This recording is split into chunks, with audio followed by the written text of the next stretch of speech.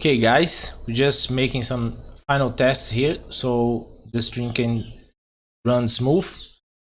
And we're ready to start this game, this qualify phase.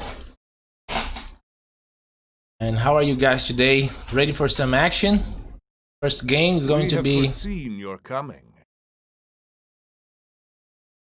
Oh, thanks for the host, Sarah. Thank you.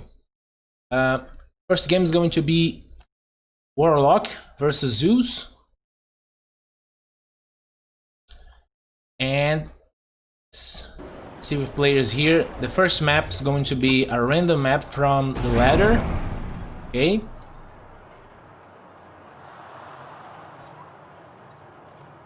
And the second map is the player's choice. Who loses the map, the first one, is going to choose the next. So final check here, players are ready.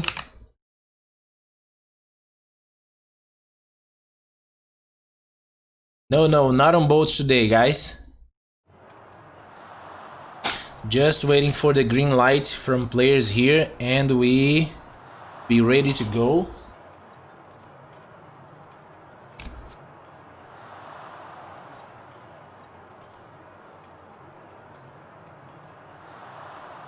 Okay, we have the green light.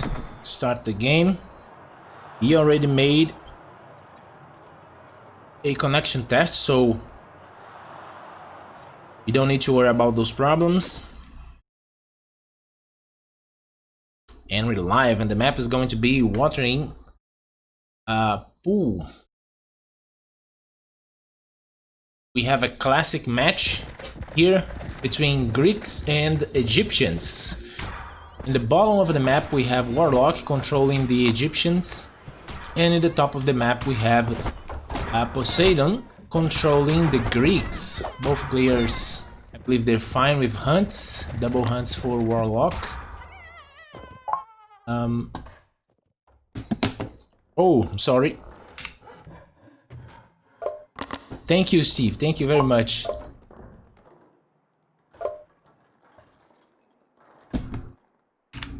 I don't have a second monitor, guys, so I need to use my cell phone. I'm just trying to make both things at once. But thank you very much for the feedback, for the help. I believe both players, no, only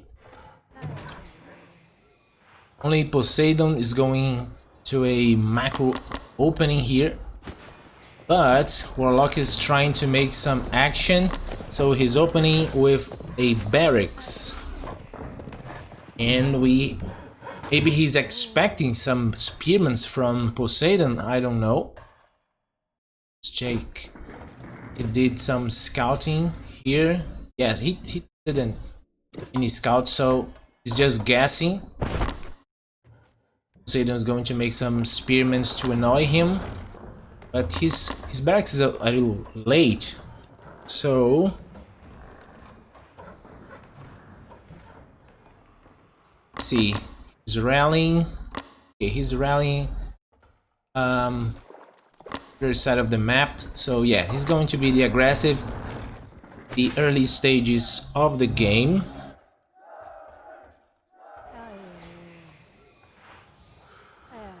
And Poseidon's making a wall over here, so yeah, he'll be on defensive mode, just waiting for age 2. And in age 2 we can expect a lot of bowmans, toxots from Greeks, and from Egyptians we can expect some camels because this is a large map, and infantry here won't be that much effective. So have some action here, some spearmen trying to force Poseidon out of this hunt. He's almost losing one villager. But here we don't have a fair fight because these spearmen are weaker than the Greek ones.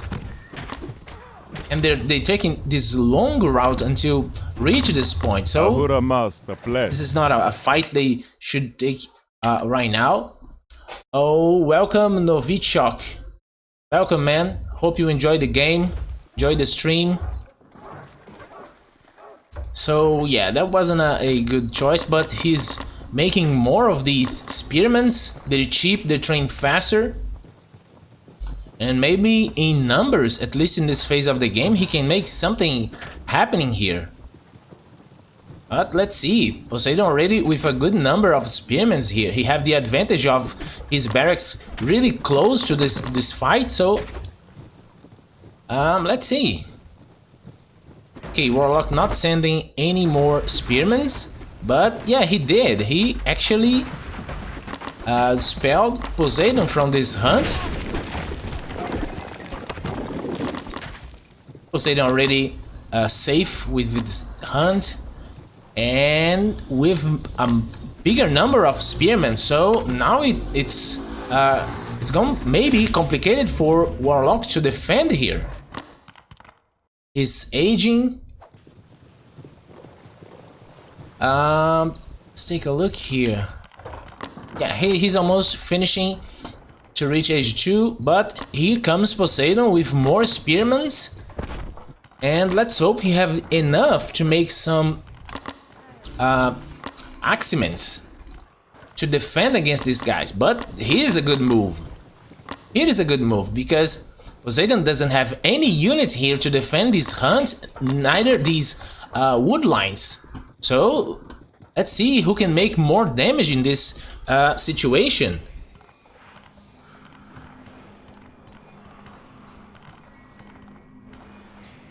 Okay, we have one. The spearman's already close here, and now one Ipas can't hold these guys, but Poseidon may be able to snipe this second town center, but he decided to go to the wood line. Okay, I don't think he's paying attention over here. Okay, Warlock just expelled some units from the hunt, but he's not focusing on this town center. He's running around trying to kill some villagers, but I don't think this is the right decision over here. He's losing all spearmen for nothing here. Okay, his second town center is in place.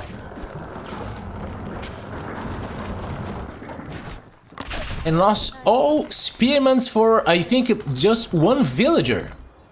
Wasn't a good investment at all. And now he was forced to move away from the hunt.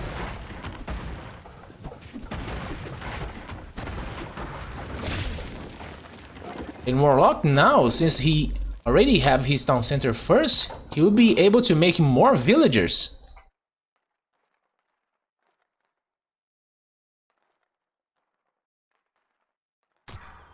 One dock here for Poseidon. That should help a little bit to increase his economy. Okay, finally I found.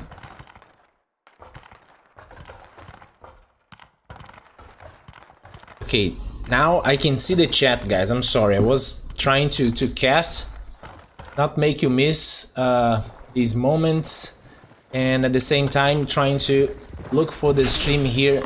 My phone finally found. I can see the chat. And we already have one trireme here to protect this dock. Let's hope that Warlock doesn't forget his units, because if he just rally the units outside of the map, the units will just pass here, and this trireme will have a party with this poor infantry. Okay, another hunt denied for Warlock. This is good. Poseidon coming with a second barracks? I don't know. And finally an archery. Okay, that's a good move.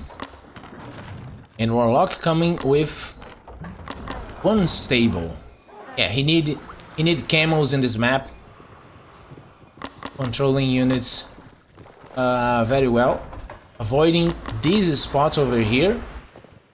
So for players that doesn't pay attention to these things, you can just lose a bunch of units rallying outside of the map.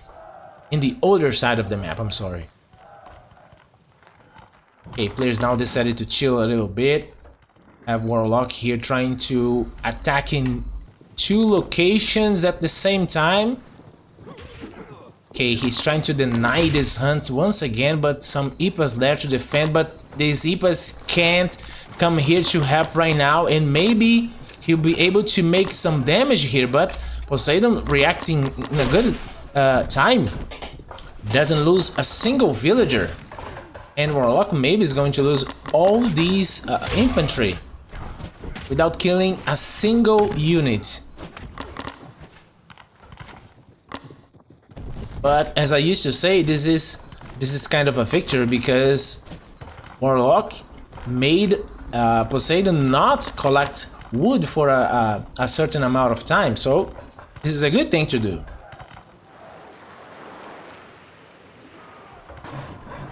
Okay, now we have triple stables here for Warlock, and Poseidon looks a little bit cornered here. Have 0 map control, even with this dock, 1 watch post, but he doesn't go in the other side of the map for a long time. He's now just defending and waiting for the next move from Warlock.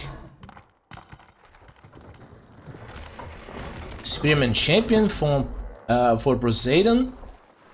Expecting the camels. That's a good choice.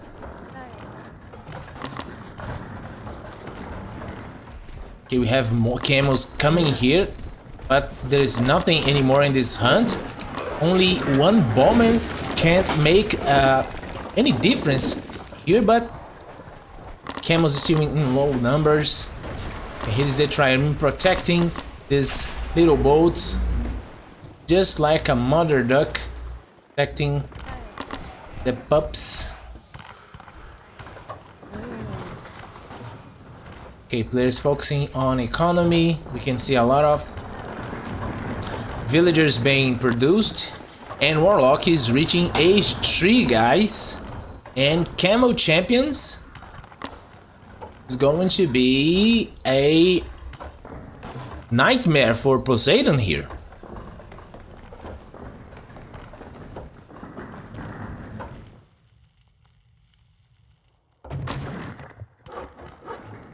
Okay, Warlock is playing really well. Really well. Ahead in population, 56 villagers for Poseidon against 59 for Warlock. But Poseidon doesn't have a good map control, doesn't have any map control. This is Watering Hole.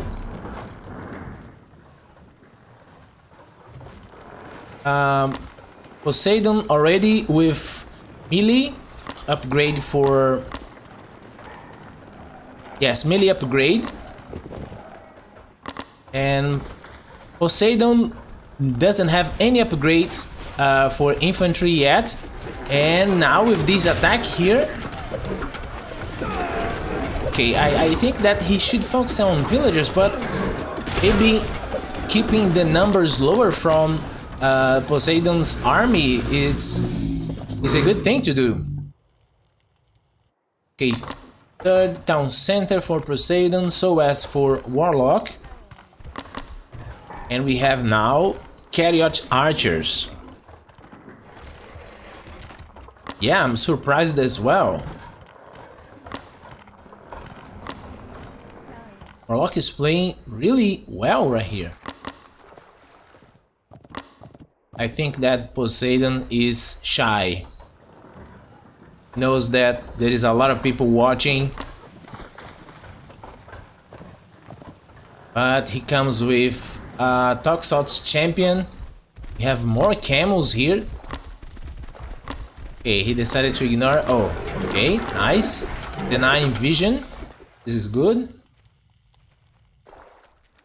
And another dock here for Poseidon, but he won't be able to defend this, even to complete the dock.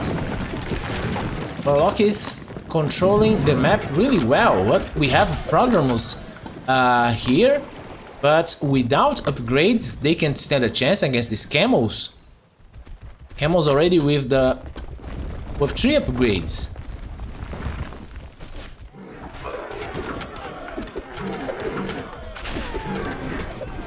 Okay, now he's started losing villagers here.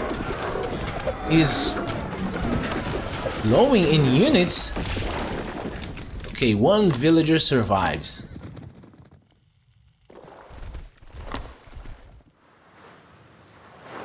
But I think Poseidon is too comfortable with this dock over here. Maybe that can make some difference. There comes the Prodromos, and here comes the Chariot Archers. So in terms of mobility, Warlock have a very good mobility composition here, but these Prodromos without any support from Saris won't stand a chance against this composition, but especially because Warlock is already way ahead in upgrades. He's making some barracks here, expecting these Prodromos outside the other side of the map, trying to raid, but the composition from Warlock is much better here, and maybe he can take down this town center, but here comes Stock South Champions to help. But these Chariot Archers in the back are just mauling the poor Prodromos. Okay, now he made some upgrades here. So both players same upgrades, but melee upgrade and defense from Warlock is already completed. As soon as he keeps the production, I don't think Poseidon will be able to hold it here. But let's see. Prodromos are good units, right?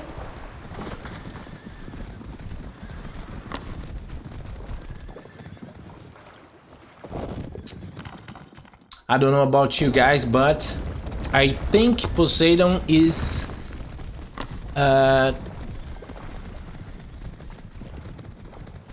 already in the same spot as Warlock. Even with these upgrades almost finished here, I don't see that advantage from the first minutes of the game. And look here, look what we have here. Let's see what Warlock is going to do. He's going to come back to defend or gamble, who can deal more damage. But yeah, he's coming back, and maybe, I'm quite sure, Warlock is going to lose this town center. Yeah, these villagers can't repair in time. So, and now he's trying to do some damage, but okay, Camel's back to help, but I think these Prodromos already did a excellent job. Excellent job. And over here, these poor Chariot Archers without support or a better number, they can't do much here.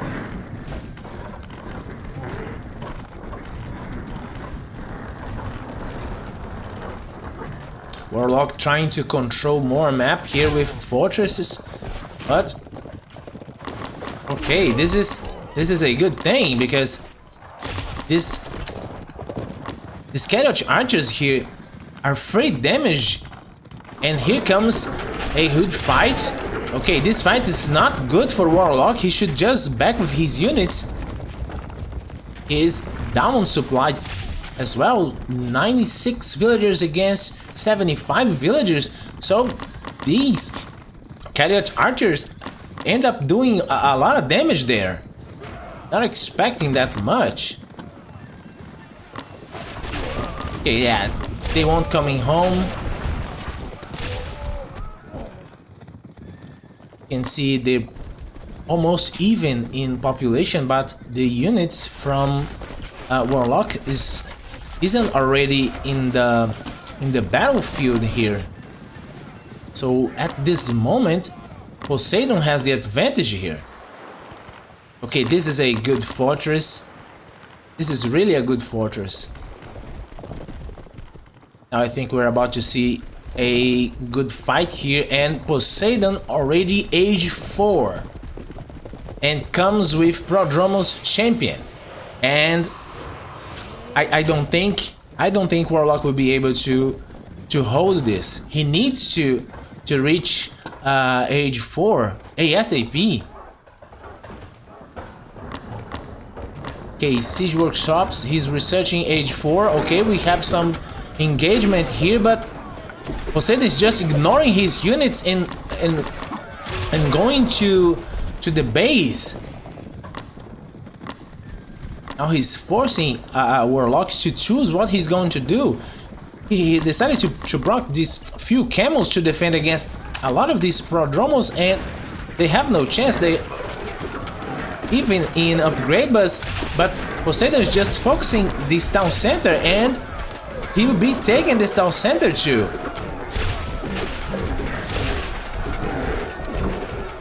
Some camels here in the back doing absolutely nothing. And yes, another successful raid here. I wasn't expecting this again.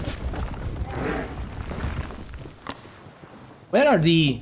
Okay, finally he took down these dogs, but one is still pretty active here. He shouldn't be taking these fights as well. Warlock needs to. Oh, and now with these Gastras in the field, this poor infantry have no chance against them. He needs to make something here, because he's just controlling the map with fortresses, but his base undefended. Okay, he had the advantage, but now Poseidon is way ahead of him. 81 villagers against 100 villagers. Even with more villagers, age 4. Okay, here comes the elephant. And I don't know about you guys, but elephants I don't see as a good option for a large map like this. Someone with more game knowledge than me may correct, but I don't see as a good option. Okay, Warlock is trying to keep the control in the map, avoiding another raid like that, but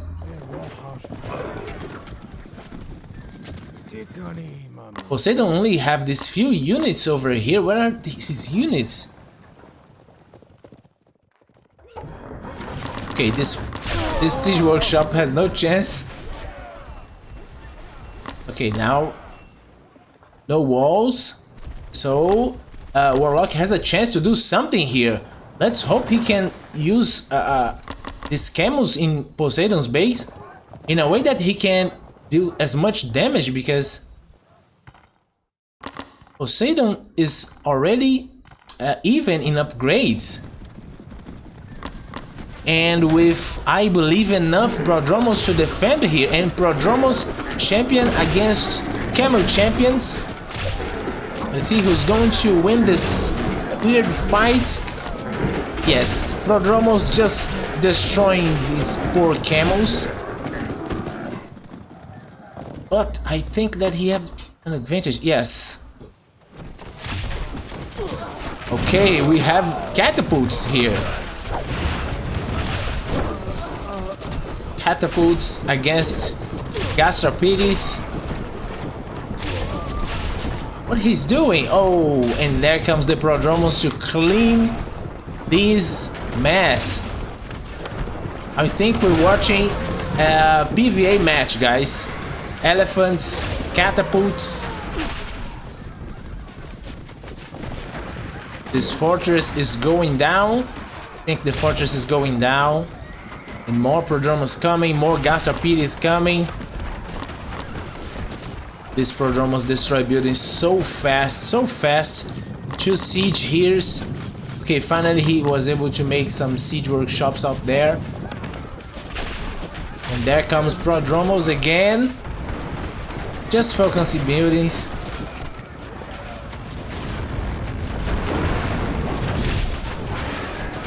Okay, I believe this is the final push for Poseidon. Yeah, I believe this is the final push for Poseidon.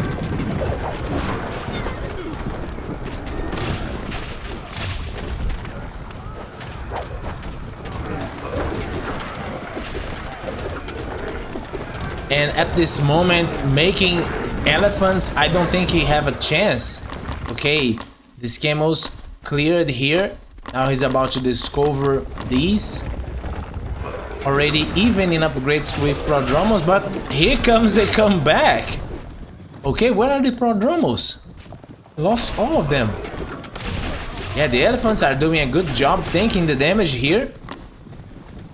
And these chariot archers in the back just destroying everything.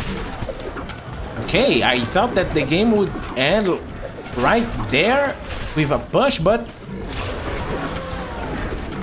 he needs to micro these chariot archers. Yes, place them in the back.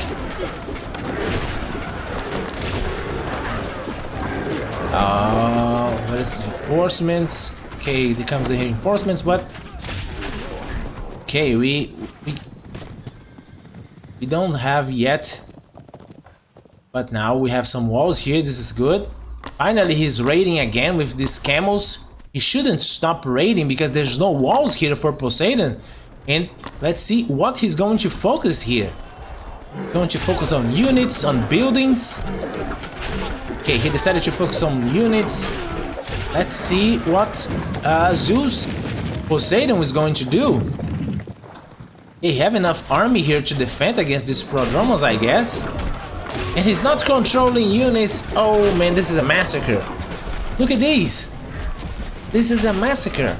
And while here he's destroying Poseidon's economy. And these bruised prodromos won't be able to take this town center. Not again. And his camels is still here dealing a lot of damage. 81 villagers against 101 villagers. Really nice move for Warlock. Really nice move. I don't understand. We have walls here to protect the caravans and they decided to walk outside of the walls. They're just stubborn. Okay, Poseidon cleared here. Still have some units. More stables coming. These prodromos won't do that much here.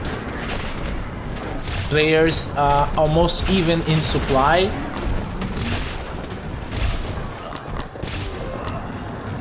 Prodromos not yet with Pierce. Age 4 upgrade. And we have a hole in the wall here. This reminds me one game from yesterday, a free-for-all. Oh, these poor Rams. No chance, siege towers. Okay. About to have some engagement here. Okay, nice. Just kite them. Don't need to... This is a poor control, guys. This is a poor control of the units. But he's still able to clear. Because Poseidon is missing one upgrade. The essential upgrade to support this high damage from the chariot archers. And here comes Poseidon trying to do something in the other side of the map. But right now, these chariot archers have the support of these siege towers, but he's not following. They can't do alone, man, the job. Please help them. Okay, now. Okay, now with the support of these chariot archers, maybe this siege tower, yeah, destroyed one house. Didn't pay the investment. 200 wood to destroy a 50 wood investment. Not a good idea. But Warlock right now is really controlling the map. Controlling the map and killing more and more villagers. And Poseidon is dropping really fast on supply here. Trying to make only prodromos and some infantry here, but he needs something to deal with these Chariot archers. Oh, we have Paddingtons here. I don't know what these spearmen are doing here. I don't know what these spearmen are doing here. Yeah, I agree here. He needs Saris, because he have the economy to support that, but just massing prodromos and some gastras here won't help against this camel Chariot archer composition. And these spears keep here doing absolutely nothing. Here comes more units for Warlock. He's bringing the Paladin closer to Poseidon's base, and I don't know, but the games can be decided right here, because yes, GG. GG.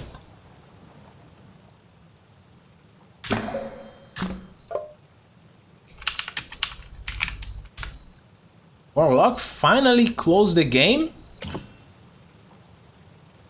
And we can see here the graph, he was ahead most of the time, lost the lead here. I believe that was when he lost one of his town centers, but he retook the lead and kept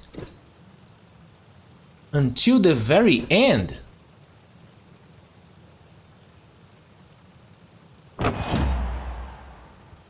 Yeah, the score says a lot here too.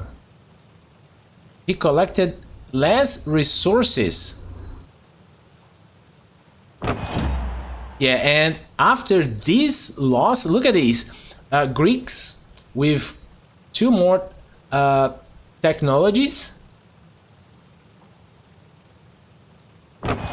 with more resources, and lost a match. I know this is some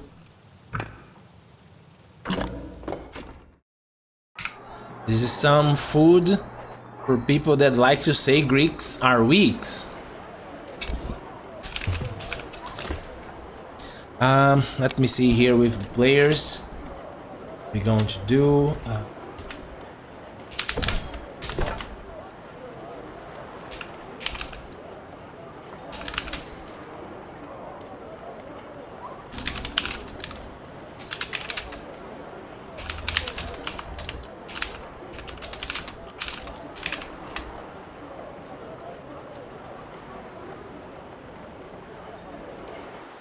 for those of you that doesn't know the rules, if you win one game, you have to change your civilization.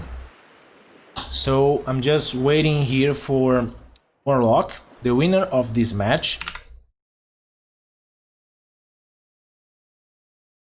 Change civilizations, and waiting for the choice for maps.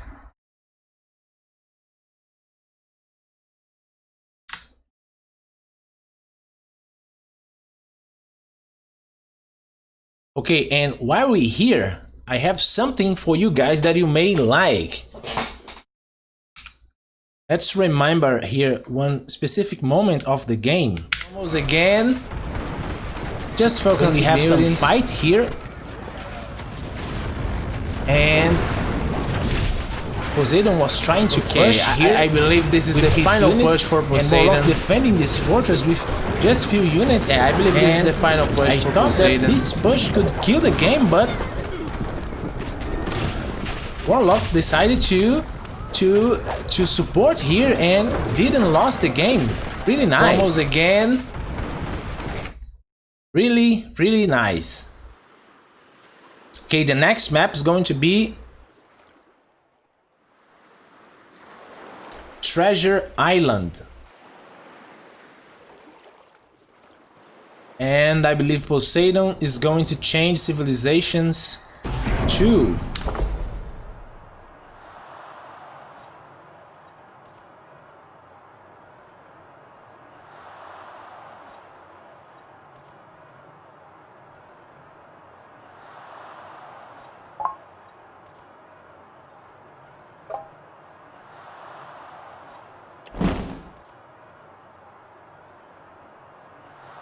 Okay, Warlock decided to play Babylonians.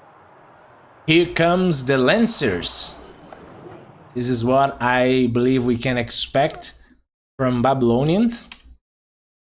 And the next match, if Warlock can close the series right now, is going to be Steve versus Igory. But I think that Poseidon can come back here. I don't know. Let's hope he can come back, because I want to see more games.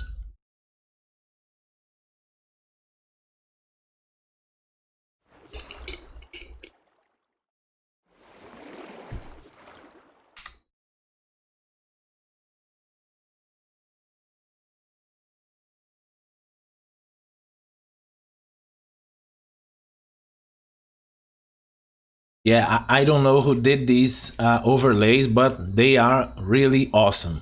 Really awesome.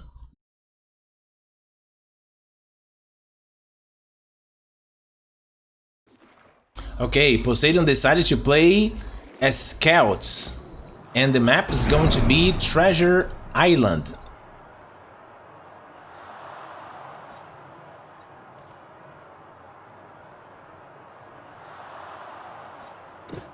Okay, Team 2, Treasure Island, nice map.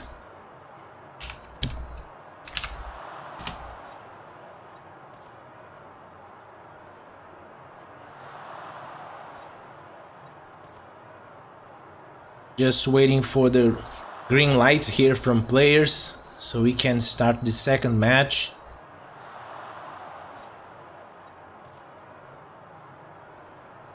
Yeah, I expect some comeback here, so yes, we have the goal.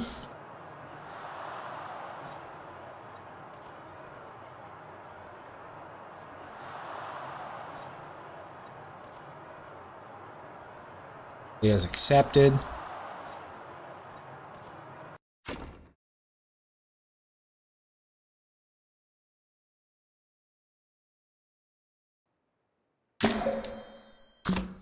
And we're here. Treasure Island. The treasure that almost nobody cares, but still there is a treasure in this island. And in the bottom left of the map, we have the powerful Celts, being controlled by Poseidon, that is in a uncomfortable situation, at least for the moment, but we hope for a comeback here. And in the top right, we have Babylonians, being controlled by Warlock, that is playing in the advantage here.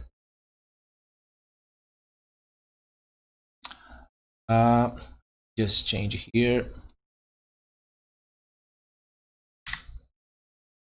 Okay, corrected. Okay, both players okay with the map. There's one hunt, two here, 1, 2. So yeah, players okay. Now I'll focus on the game. Okay, we have barracks here for both players, but Warlock is ahead with his barracks, and he's going to be aggressive here. I don't expect a dog for Warlock, at least not at this stage of the moment, the game. So I expect really that he's going to be aggressive here, already killing 3 spearmans, but he needs gold to maintain the production, and that can and will delay his upgrade for age 2. So let's see how he's going to manage that. And Poseidon making some spearmans to defend here.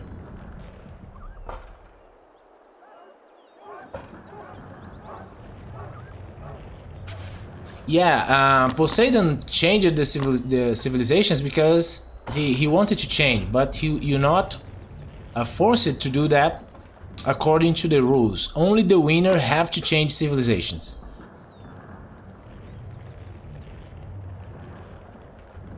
Okay, we have some spearmans here, and Warlock is collecting gold. to keep spear production, and he's going to focus units. Ahura Master, bless. Welcome, Added Trick. Welcome to the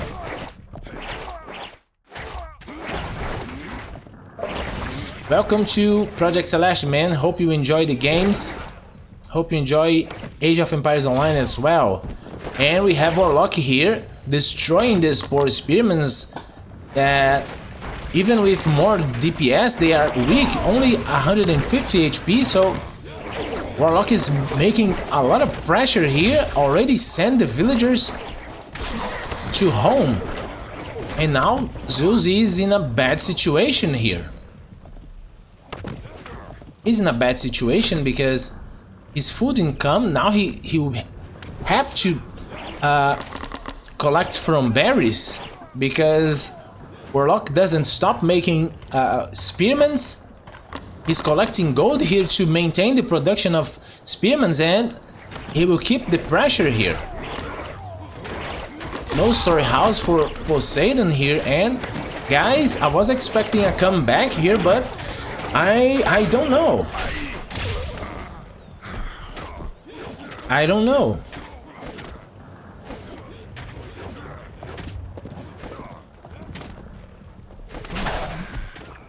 Okay, Poseidon is able to clear the spearmen, but here comes more spearmen. He's aging, and Poseidon have 12 villagers collecting food from berries and now from the hunt as well to compensate, but he's already behind.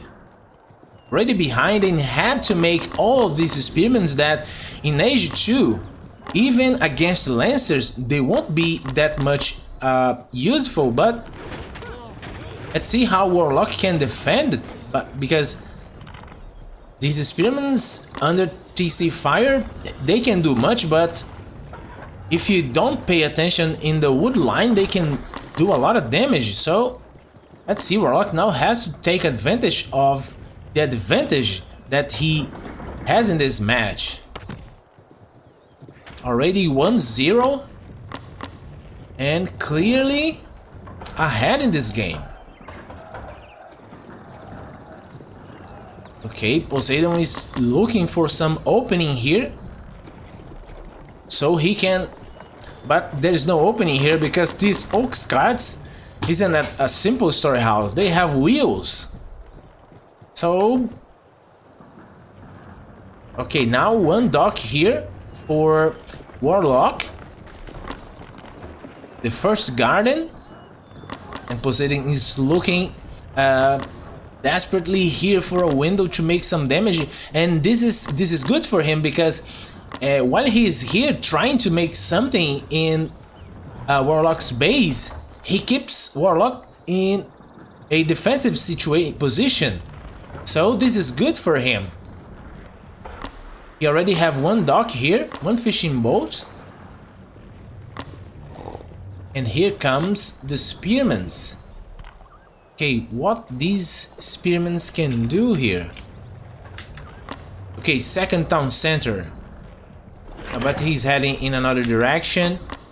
Poseidon is looking here for a window to do something. I think Warlock will try to destroy. Yeah, he's going to focus on that dock, and that may be the window Poseidon needs to make something here in this wood line. Okay, he's going to snipe a town center. This is good. Now this is really good. He was just there, and Warlock is giving him the town center. Really nice, really nice. He's focusing on villagers and not in the building. Oh, poor villagers. Warlock lost 2 villagers here. Poseidon lost the dock. But the second town center for Poseidon is already up. And he can catch up real quick with 2 town centers.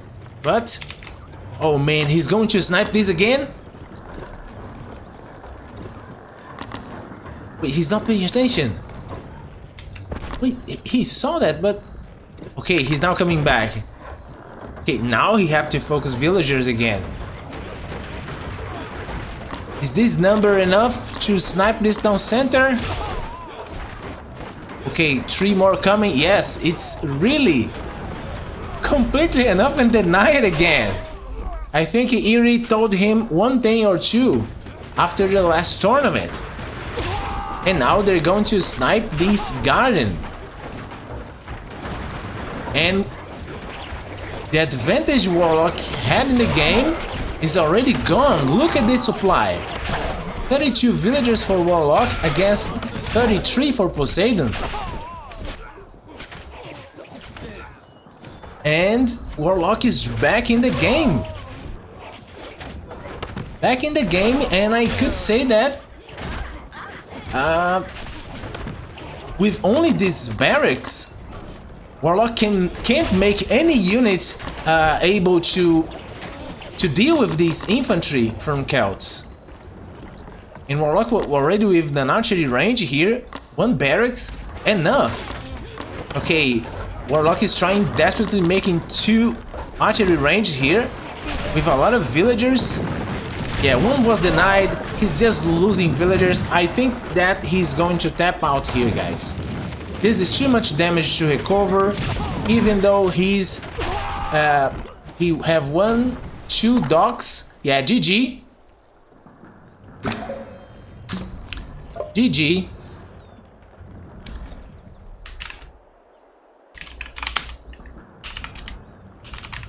GG. That was a nice map pick, and the civilization chosen for the map suited really well. At the beginning, I think that I am not the only one here that thought that he would lose this match, but he was able to come back and restore the balance, and now the match is tied.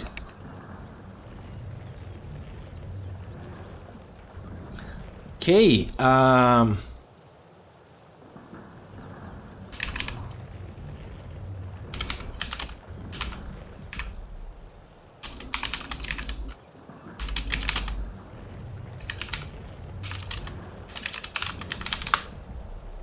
okay, now let's go for that phase where Poseidon have to change civilizations and Warlock will pick the map. Don't know if he is going to change civilizations as well.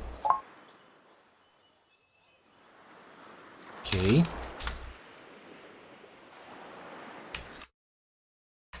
Just need to wait for Poseidon to change civilizations, and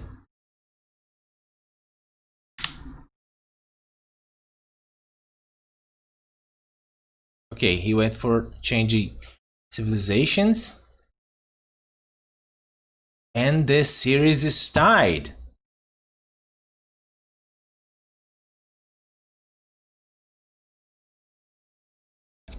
Really good, guys. This is really good. It means that we're going to have more games.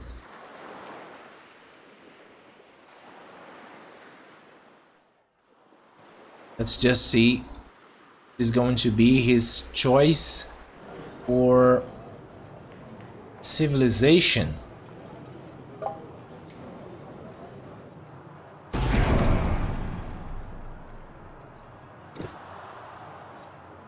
Okay, he decided to play with the Persians, and the person that predicted this should win a prize.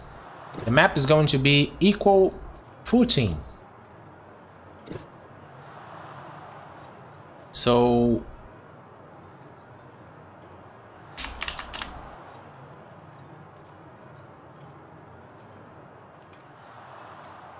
Warlock decided to play equal footing, playing with Babylonians, and Poseidon didn't know about the map and chose the Persians. I think that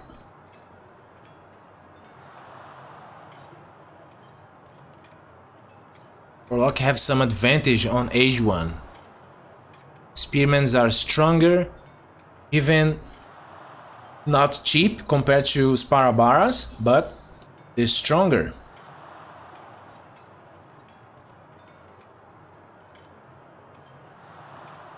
Just waiting here for players are ready.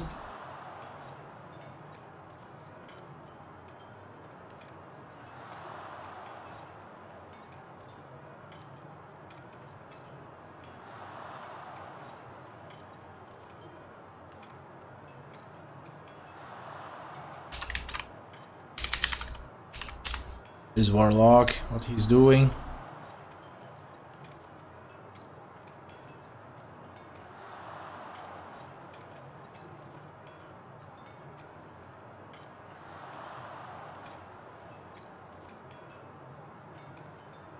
Okay. Okay, in the meantime,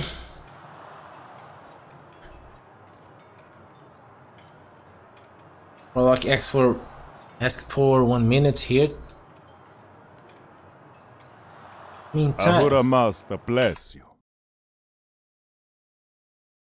welcome Akanos. Welcome, man. Hope you enjoy the game.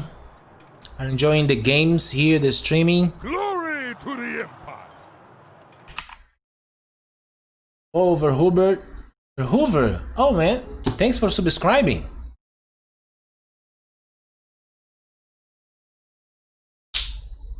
Glory to the Empire.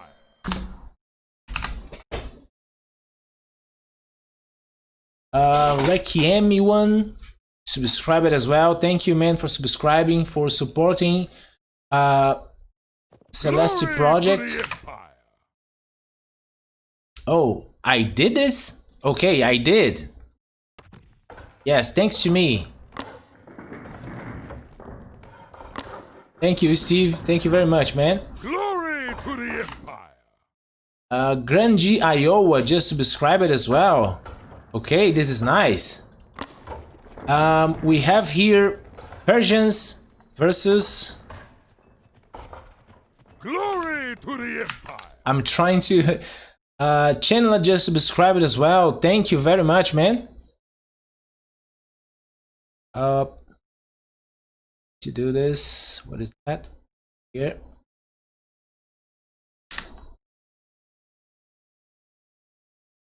Okay.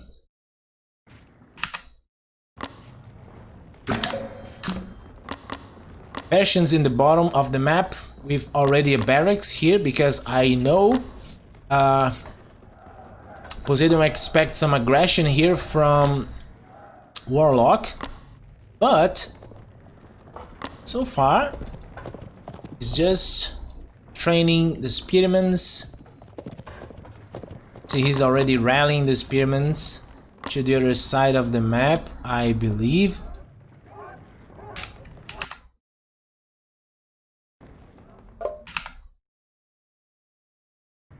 Okay, let's see. Here comes the scout looking for some information.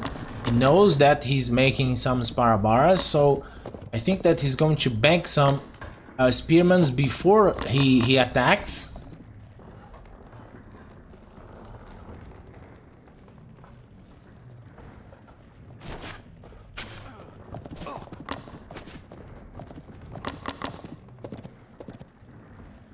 This is what Warlock is doing. He's just waiting for a good number before he moves out and attack here. Poseidon decided to go to the hunt in the back of his base.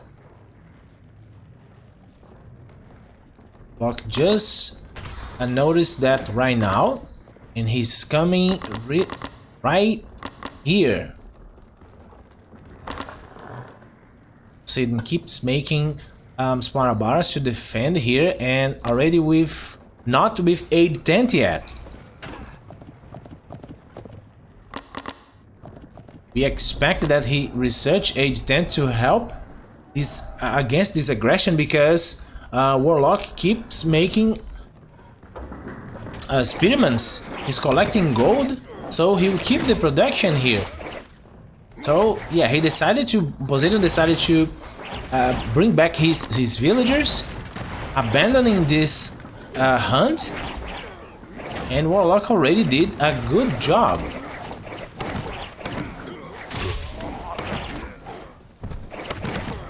Okay, some micro here, and none of the players, only Poseidon is focusing on each unit, but Warlock is losing too many spearmen here, valuable gold. And now he decided to back with his units, and I don't think that was a good investment. He lost almost all spearmen, didn't kill a single villager, and now Poseidon can just move out with these Sparabaras. And maybe this is the same situation of the last game, because in numbers 8 against 7 Sparabaras, we have to remember they can take a lot of damage. But let's see what Warlock is going to do, and I think that's a mistake. Oh, this is a mistake, man.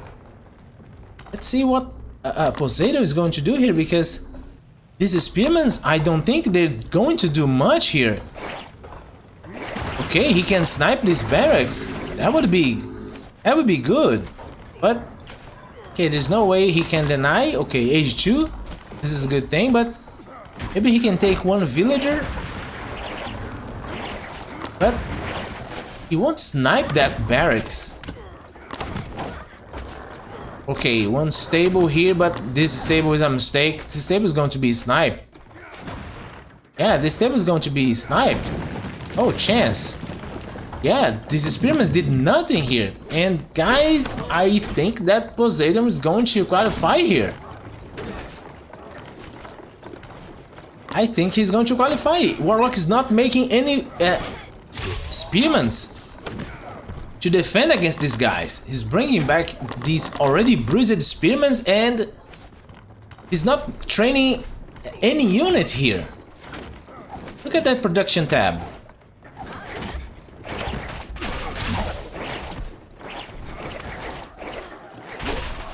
Okay, I think that was a lot of damage. Okay, second town center here for Warlock, in a good position. Some food here, wood, gold, some berries here in the back. Okay, but Poseidon already have his second town center, and these spearmen won't find anything here to do. We have a stable here coming from Poseidon.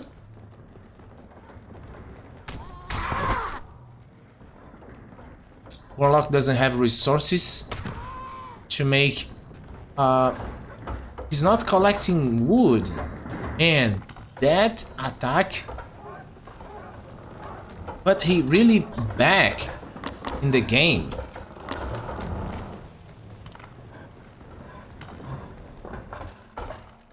Both players, 2 town centers. 29 villagers for Warlock against 30 for Poseidon. Almost even in supply, but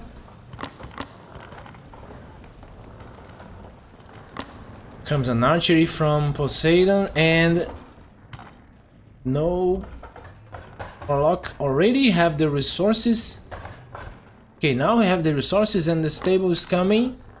Okay, let's hope that he can make something with these lancers, because so far those spearmen did absolutely nothing in the other side of the map. Double gardens, and Babylonians with these gardens are able to research and train faster.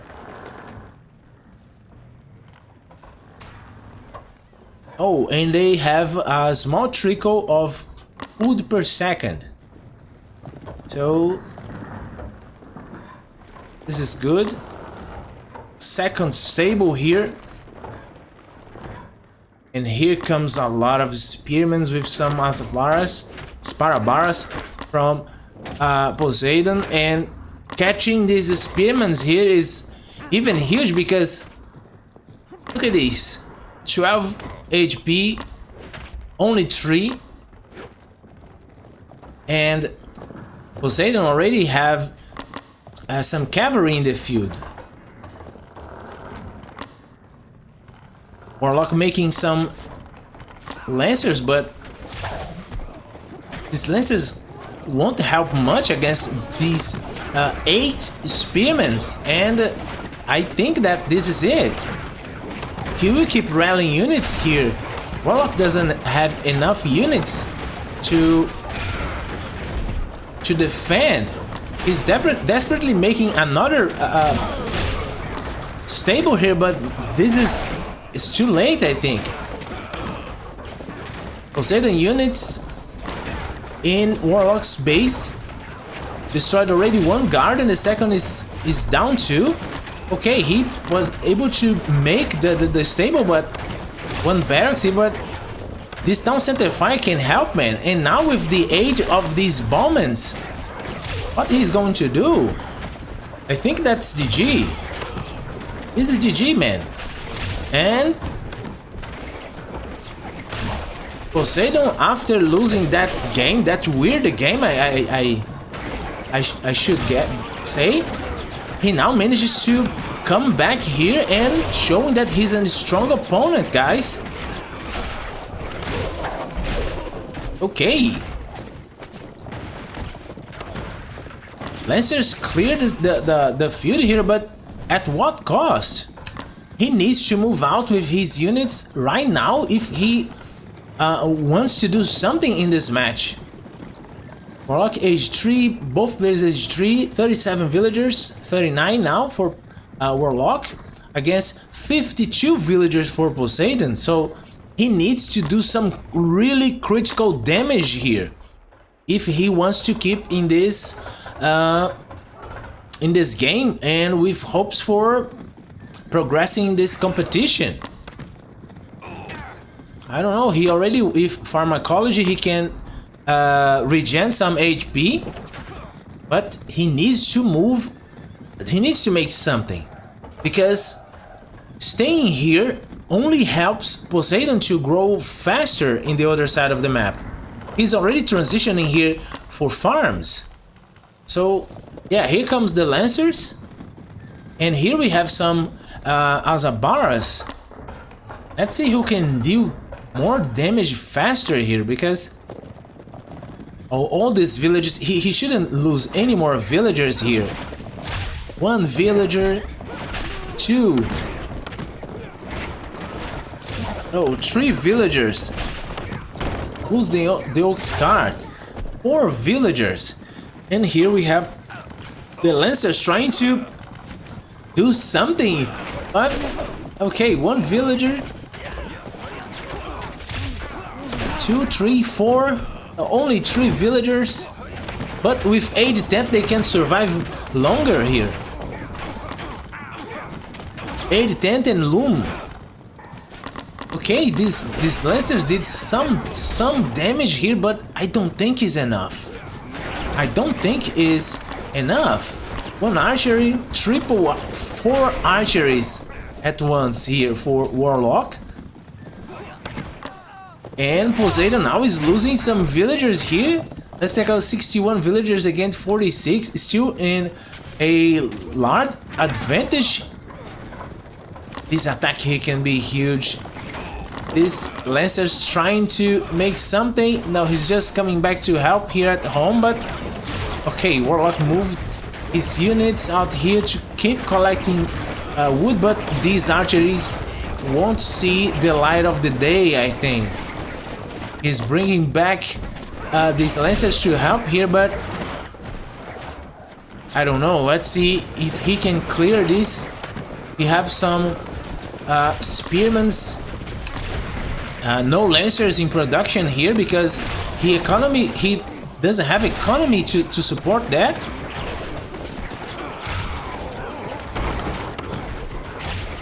Yeah, I think that now this is going to be even harder for him to defend. With this amount of wood and gold, he could make some, yeah, GG. He could make some bombs, but the pressure is too much, man. Too much, GG.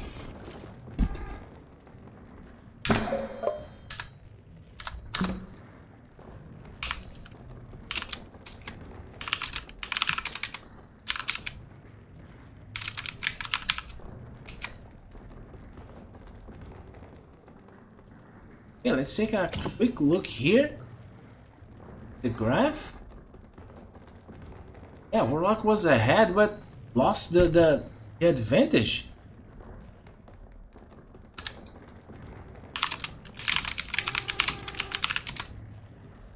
It's completely the advantage, and Zayden showed that he is a strong opponent, guys.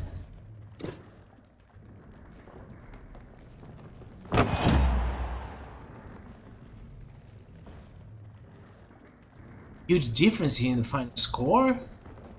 Resources gathered too. Not much difference in technologies, but yeah, GG.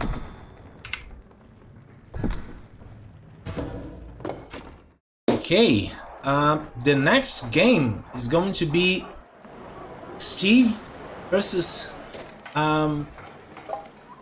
Igory. So I'm gonna give 5 minutes break here. Okay, so I would like Igory and Steve to come online so we can test the connection, because I already played against Igory, so I'm sure we don't have any problems, but I never played with Steve, so need to see this before the games.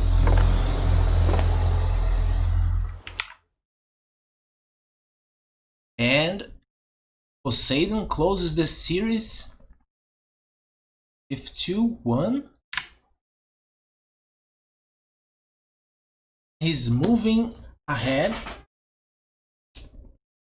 in the brackets. Let me just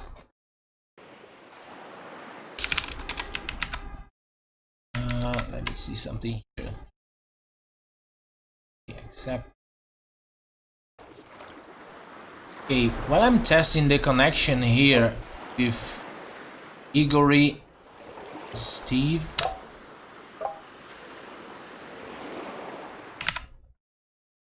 I believe we already have some games. The bracket. And the Ace won 2-0 against PC Nerd. So the Ace passes to round 2. He's going to play against Break Penguin. Poseidon wins 2-1 against Warlock and passes to round 2 to play against Verhoover.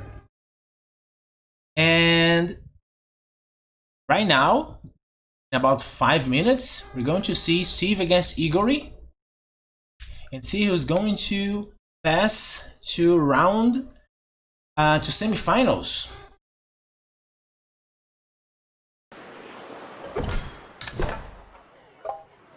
Okay, let's test connections here.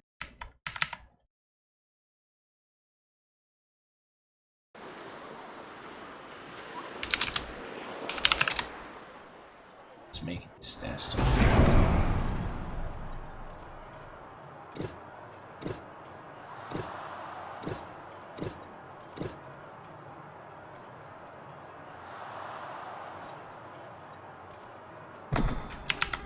Okay, while we test the connection,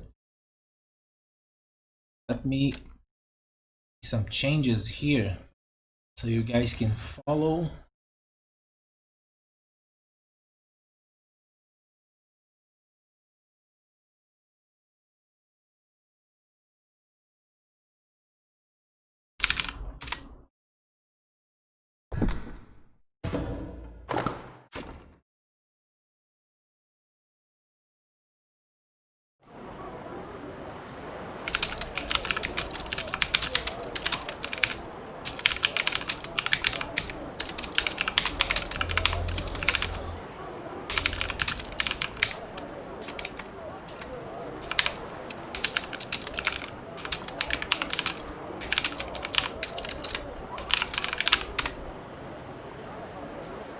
Okay guys, just 2 minutes here before I set something so you guys can keep an eye on the bracket. Are we here?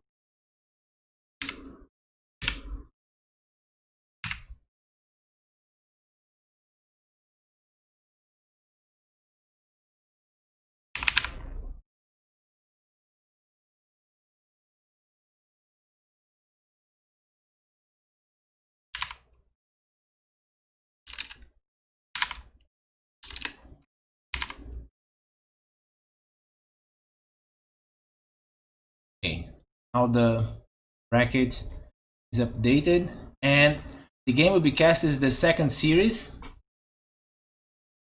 You can see there in the bracket. So bracket updated, connection test ready, no problem. Let's start this series.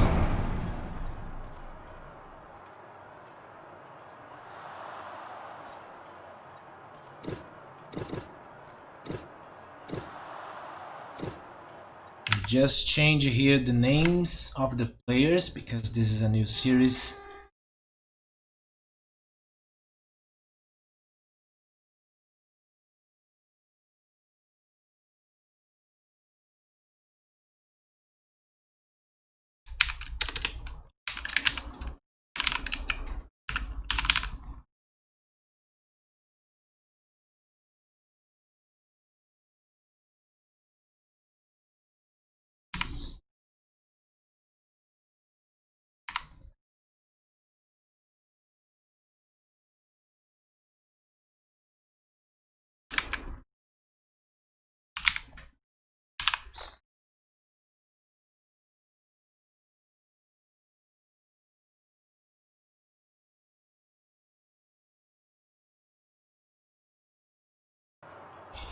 Okay, updated. See if the guys are ready. So we can start this match.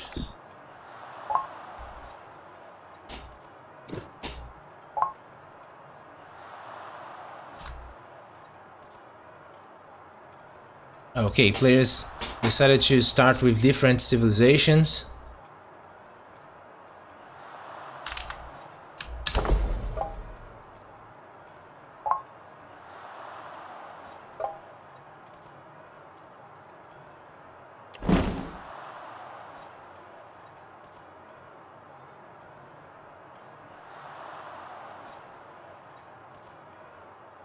Okay, it looks like we're going to have Norse for Igori against, let's see what's going to be Steve's choice.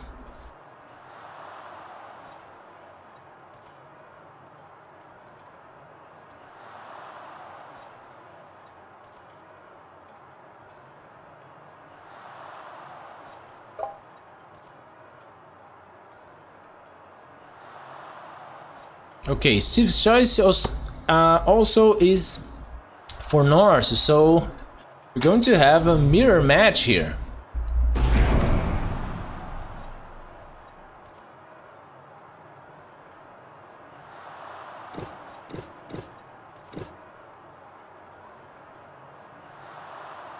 Okay, let's see if players are ready.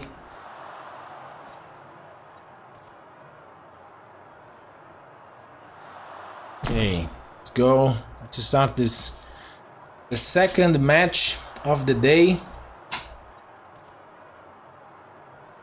for round 2. Going to be a Norse mirror match.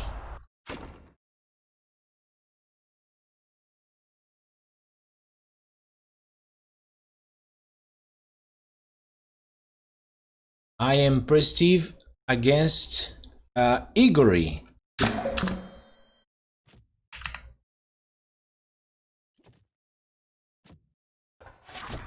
Igory, I'm Prestige in the bottom of the map, and in the top of the map, Igory. I can see that. Okay, both players have hunts here. Steve has one here. Okay, he didn't scout. Here's the second hunt for Steve.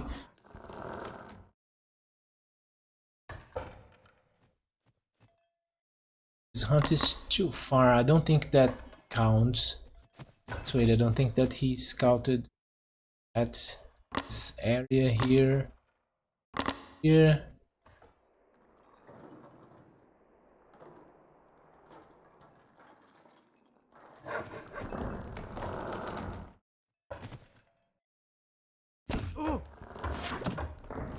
Okay, Steve didn't scout, but let me see here.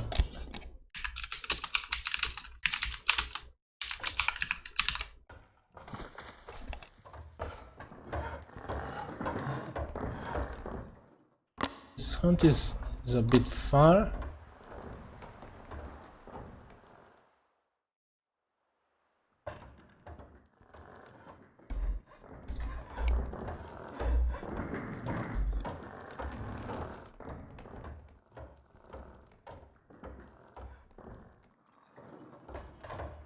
Okay, I think players are okay. So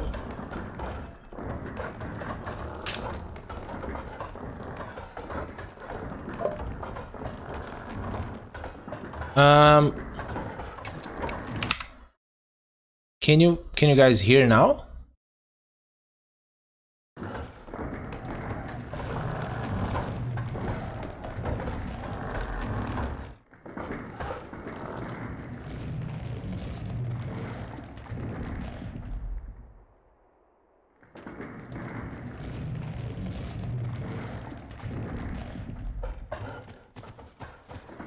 Please someone give me feedback if the sound is fixed. What is happening here?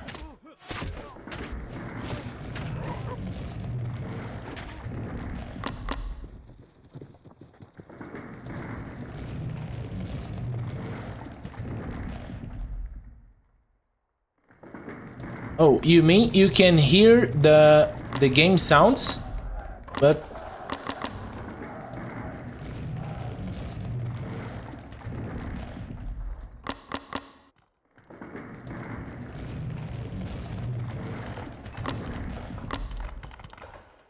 you guys can hear the sounds of the game.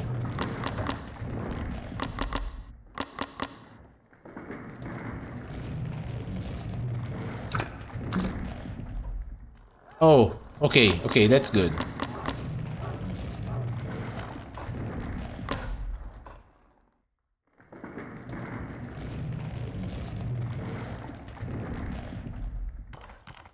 Okay, so let's focus here on the game. Igory is coming for some aggression here with some spearmans, but Steve is okay with some spearmans here to defend.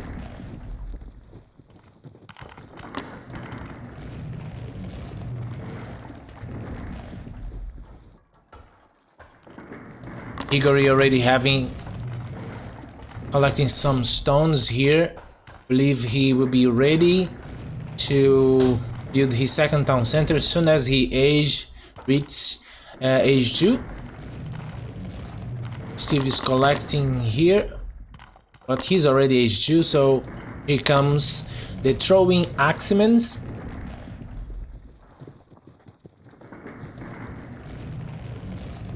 Oh, I didn't know that. I was even to ask to you guys about this bug, how this happens in order to avoid, but now that I know, after this game I will relog and I will try to not make that again. This sound is really annoying.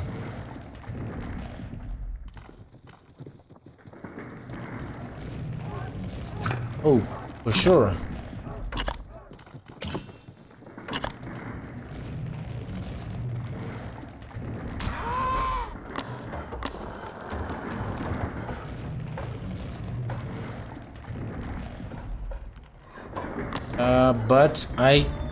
Oh, finally, music is playing. The match is a mirror match between Norse, and the music is for Greek or Egyptian song. Okay, that's okay. We have the second town center here for Prestige in a safe location. We have some wood here, gold, some berries, and Igory already with his second town center in a safe location as well, next to his first town center. We have some watch posts being destroyed here. That's good. You have to deny vision to your opponent.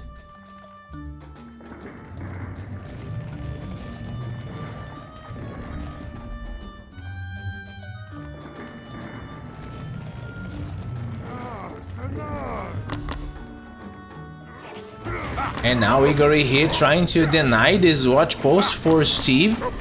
Steve, I believe, was trying to make some war dogs to raid here, but okay, we have some weird wall here for Igory.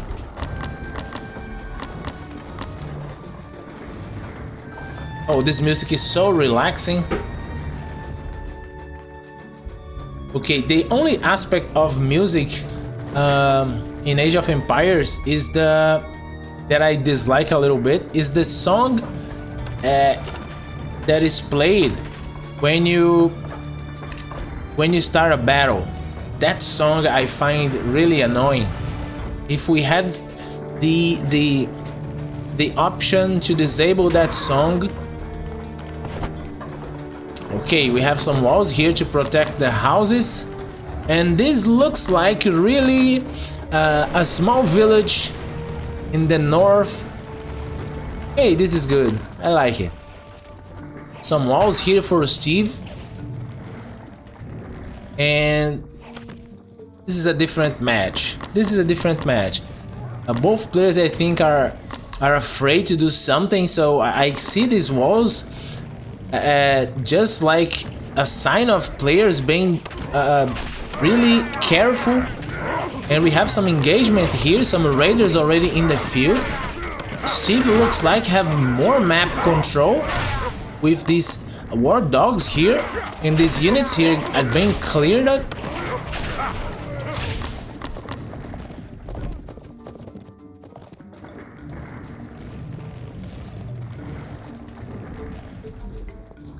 We have more walls here for Igory.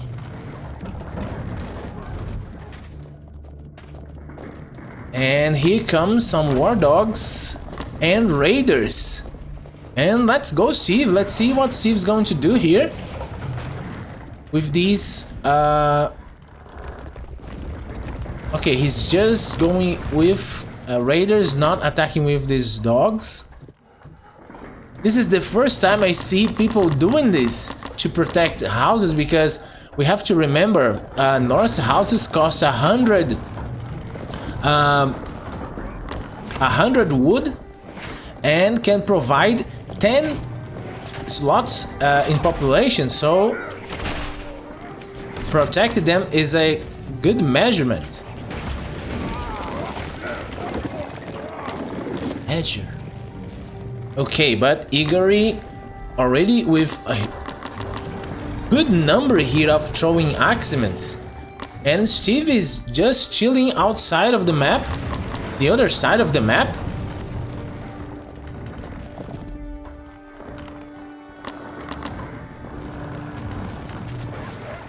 Okay, here comes the dogs looking for something.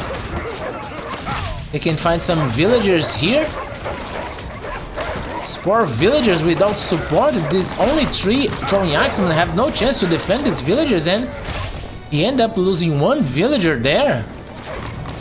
Okay, Igory now making stables to try to keep raiding with more effectiveness, because those units that he lost here did absolutely nothing to Steve. And right now Steve with 55 villagers against 54 villagers. They're even in villagers, but Steve has way better map control. Let's see if he's going to push here. There's no walls at this side of the map to protect. Some walls, the villager here got killed, so the walls got denied there. And here comes Steve with the push. Let's see how Igor is going to respond. We have some war dogs here in the mix, helping to snare units. So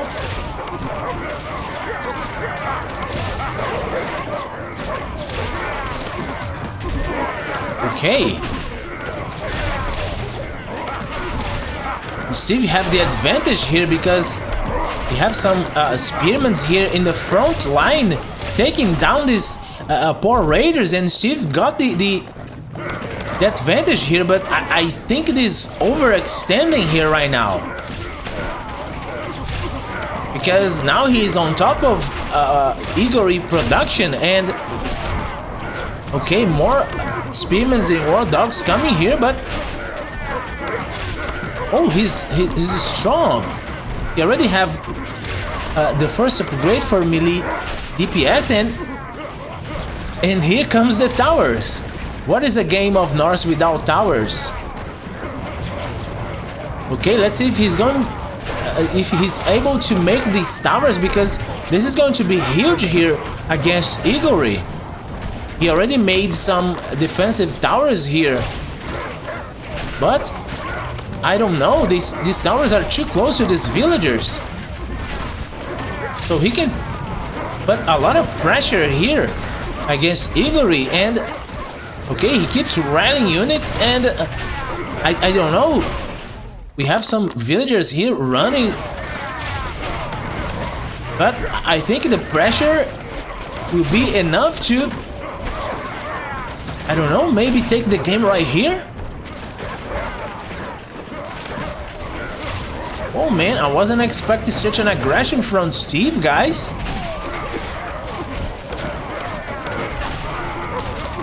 Okay, these towers can't hold here.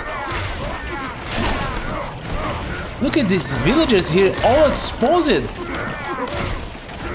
And Steve keeps rallying units. Have some dogs here trying to stop Steve, but man, Igor have to worry about this situation here.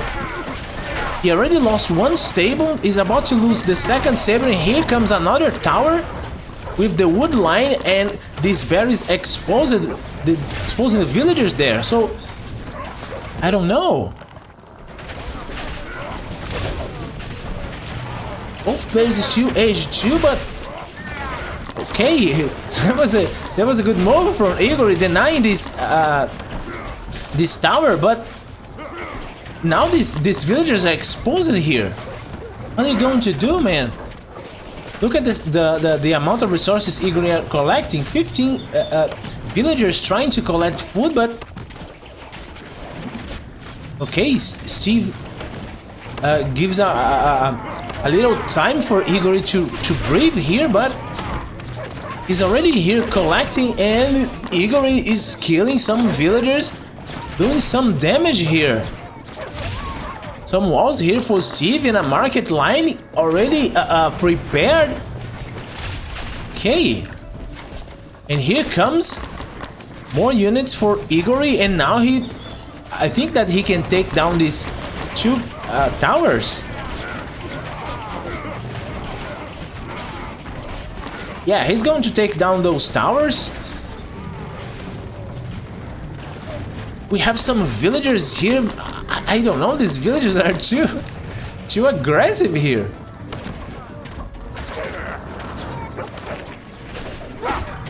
Okay, we have a really open game here, with players leaving their bases to collect resources in the middle of the map. 53 villagers for Igory against 75 villagers for Steve.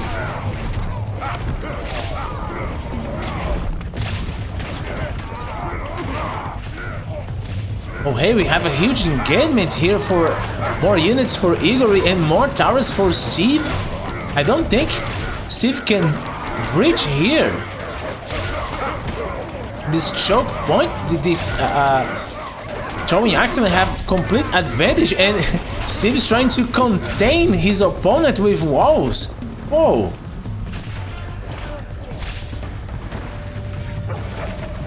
Okay. Steve is really trying to contain Igory under his walls. Inside these walls.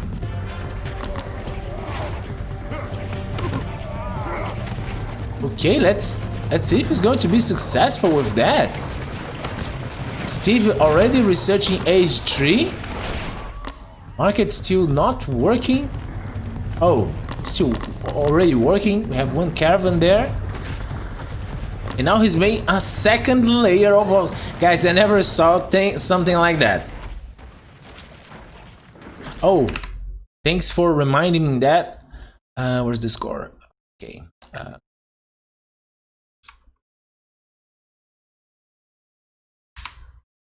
Okay, fixed. This is the first time I see something like this. And now Igor is researching age 3. This looks like some top level player playing against a new guy, making walls to contain the new player. This is weird. But apparently this is working. Because Igory have a storehouse here. Some units trying to stop this caravan line, and now he's going to contain Steve caravans with a wall, but here comes some raiders with dogs to deal with this, and he will be able to clear them out. But this is the first time I see this. This is a weird game, guys. This is really a weird game. This is an excellent strategy. Okay, we have some markets here for Igory. And we have a fortress.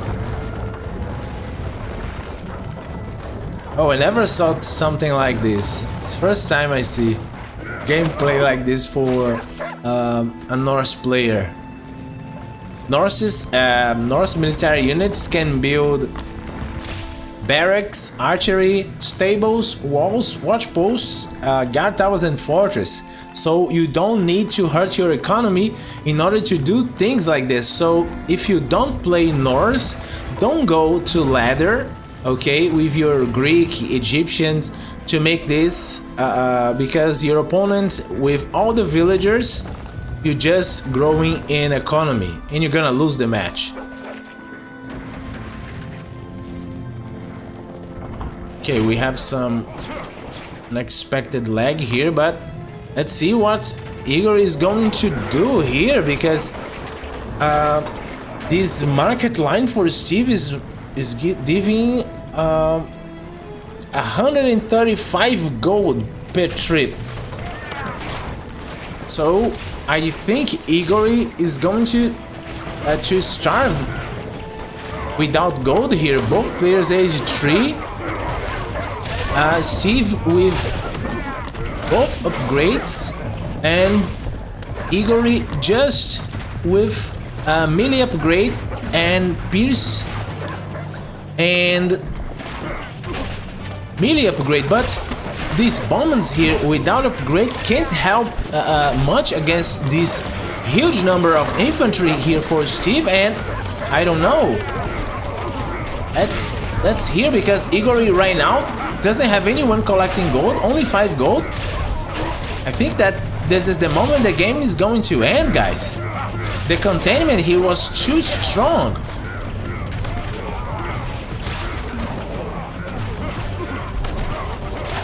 He's trading gold here, but the distance is too short to make enough gold. Steve is spreading some units here, trying to apply even more pressure, but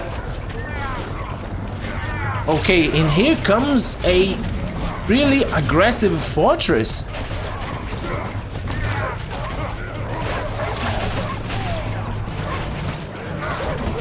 We have some units here trying to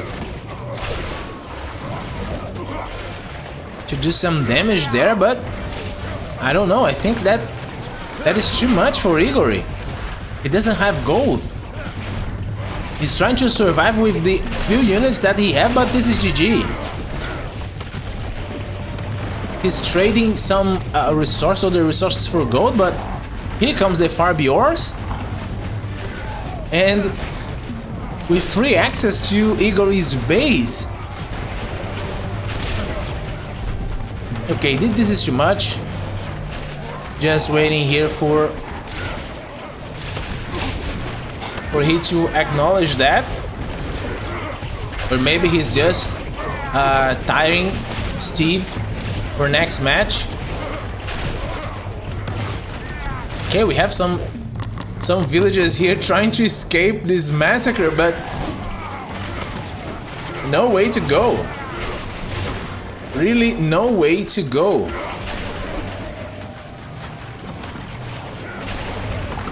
Okay, GG.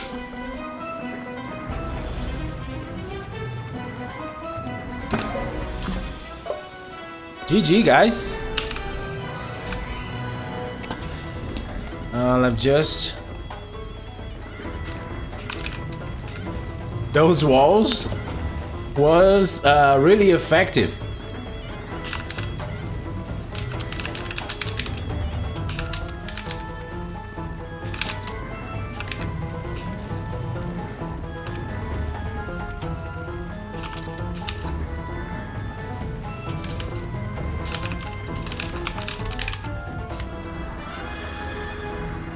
That was really an excellent strategy here for Norse players.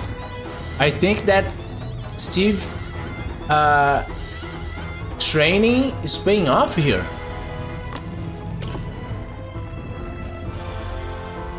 Yeah, the game until 10 minutes mark was pretty even, but after that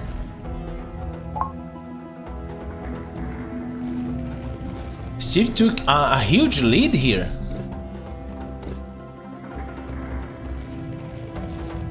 Look at this. If you stop making villagers, there's no way you can win in Age of Empires Online, guys. There's no way. Just check this final score. Look at the difference. The resources gathered. This is too much. 29 technologies. This is too much, guys.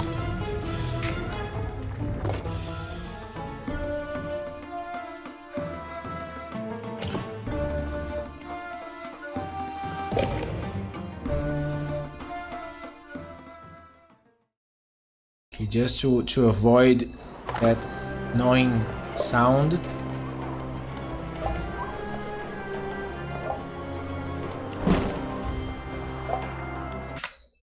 Let's update here the score, and Steve opens with 1-0 this series, and with an interesting strategy here.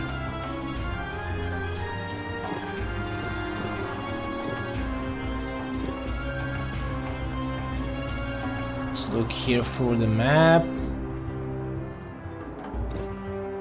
Great Lake, Ghost Lake.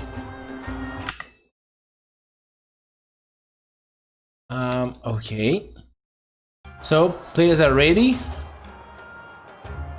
for the second match. Start this game. Yeah, I think that Igory was caught on surprise there, because that was a weird strategy, but really effective. The map shows it by Igory is going to be is Ghost Lake. Steve playing with the Persians. And Igory keeps with Norse. So I think now Igory is going to have the match he was looking for. And Steve is playing in the left side of the map. I believe he's okay here with the hunts. And in the right side of the map we have Igory with Persians, already with 2 hunts.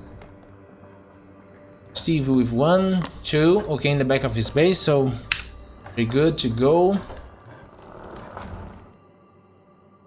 Just make something here real quick.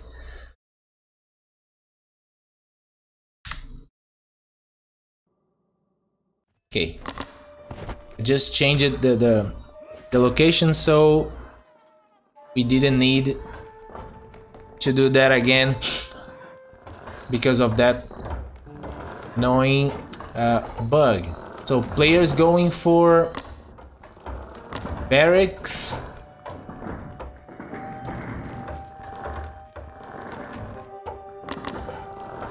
Steve already with his barracks, and I don't know if he's making that to defend or to be aggressive here, but let's see. The distance in this map is not that long, so could rally some. Yeah, he's going to defend here with these Spara bars. And let's see who's going to be the aggressive player here in this Age 1.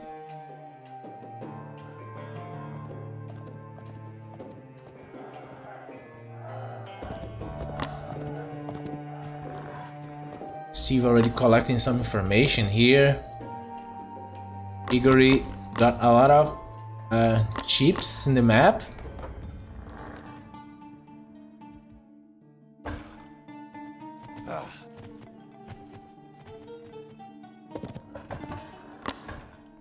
Okay, looks like that this move here for Igory means he will keep making spearmans. So I think he's looking for some kind of aggression in Age 1.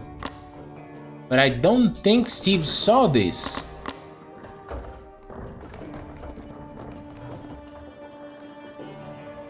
So Steve doesn't have much gold to keep making Sparabaras, so here comes Igory with spears, and at the same time he's collecting already stone here for second town center. Now Steve still can make 2 Sparabaras, but he's focusing here now to get some stone. But here comes the spearman's bus.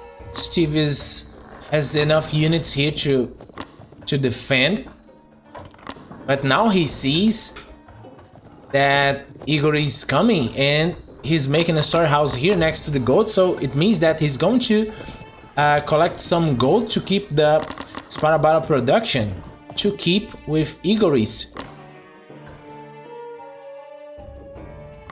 4 spearmans.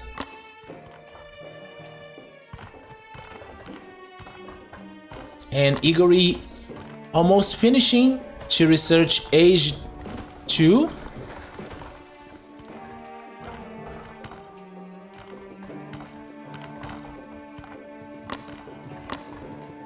As I was expecting some kind, but I think that he gave up. There's no more villagers here collecting gold, so he decided to drop from that idea. Steve dropped from the idea as well to collect gold, but Igory already have his second town center in place. Steve is really behind in stone.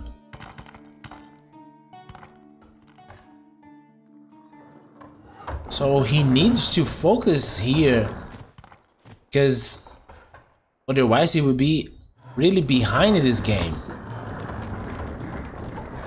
20 villagers for Steve, 15 villagers, 16 villagers for Igory. Yeah, we can see that Igory cut some villagers to make units, and although he's already ahead because he have 2 town centers, he's behind in villagers.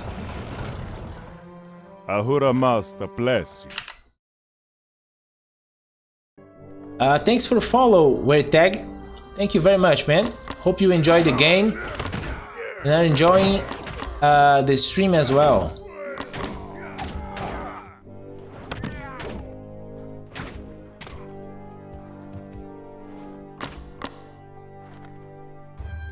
Okay, Steve places his second town center here in a nice spot next to gold, stone, some wood here, some food next to the town center, and Igory with 1 stable, double barracks, age 2, so we can expect some throwing axemans and raiders. And Steve decided to make some bombmans. So let's see what kind of composition these guys are going to make. What are their choices for composition? Because if Steve decides to make Sparabars, some spearmans, and bombmans, he will force Igory to make some skirmishers to deal with the bombmans. Unless he avoids any fights and keeps raiding with raiders. That would be a good strategy, but let's expect here and see what is going to be the choice of each one. Steve already making bombmans and Igory making throwing axemans, again with that strategy to make walls around the houses, protecting here the entrance for the wood line. Ahura Master bless. Thanks for the follow, Orctastic. Thanks for the follow, man. Hope you're enjoying the game.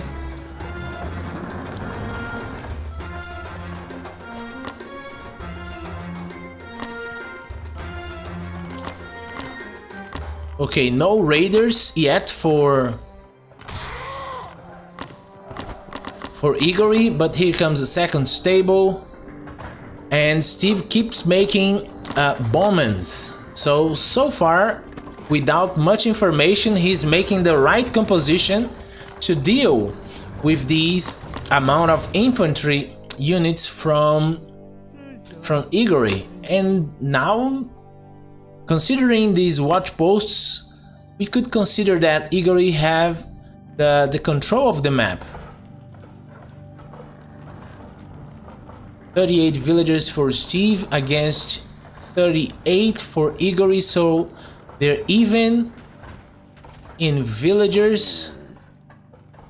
But I would say that at this moment I like more Steve's composition because of these bombmans and these spearmans.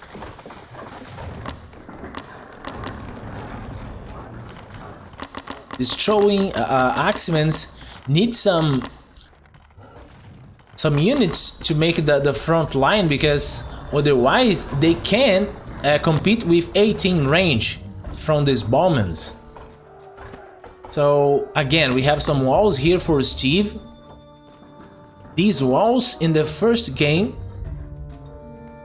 was an excellent move to defend from raiders, but let's see, this is a open map. You can't wall in certain locations here, so Steve would have to make some walls in this location here if he wants to block the way for Igory, giving him small opportunities to raid. But players still age 2, Igor reaching Spearman champion. Players right now, I can see they're playing a little bit blind.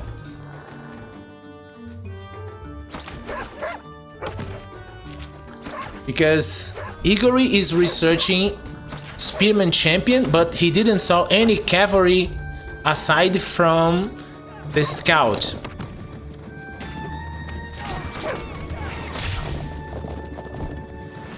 He didn't complete the wall. Steve didn't complete the wall here. But he brought some units to defend here. Okay. Okay, more walls here for Steve. Watch post here. Let's go if Steve's going to destroy this watch post and deny vision for Igor.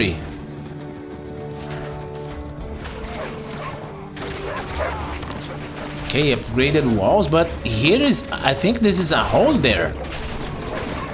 Okay, let's see. I don't think Steve should be losing units here, and all these bombs, precious bombs here are about to be destroyed here for Igor. Oh, and here comes the flank. Okay, this is a huge flank for Steve. Okay, some idle bombs here in the back should keep the pressure here.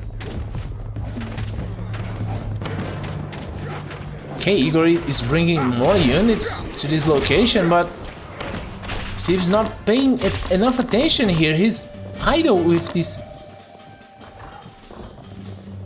units here. Okay, here comes the raiders, and now he have to micro these bombs. Oh, these spearmen are fighting in the wrong place. Okay, but oh, these bombs are dealing a lot of damage against these raiders. Upgrades are speaking louder here. Really good. Really, really good.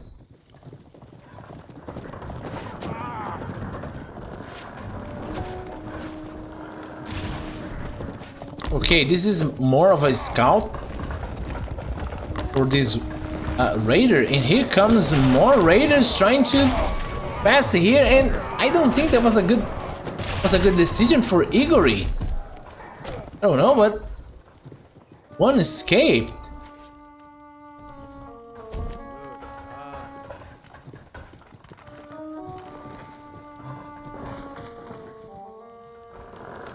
Yeah, and while we don't have much action here, we can see that that was an excellent play here for Igor. His units here, the flank. Okay, that here comes the raiders, and now he have to micro this bomb here was even better. Oh, these spearmen are fighting in the wrong place. These spearmen are fighting in the wrong side, but okay, but with some these bombs are dealing a lot of damage against these raiders. Igor upgrades are speaking louder here. The really advantage, good. But lost a lot of units here. Idle with this. Nice, really nice. Okay, players now are chilling. We have some raiders here coming. Market here for Igor. Yeah, I need to fix that, Striker. I just need to fix that.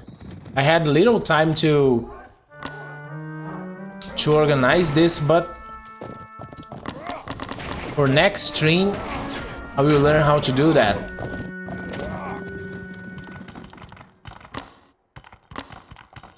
Okay, we can see that this time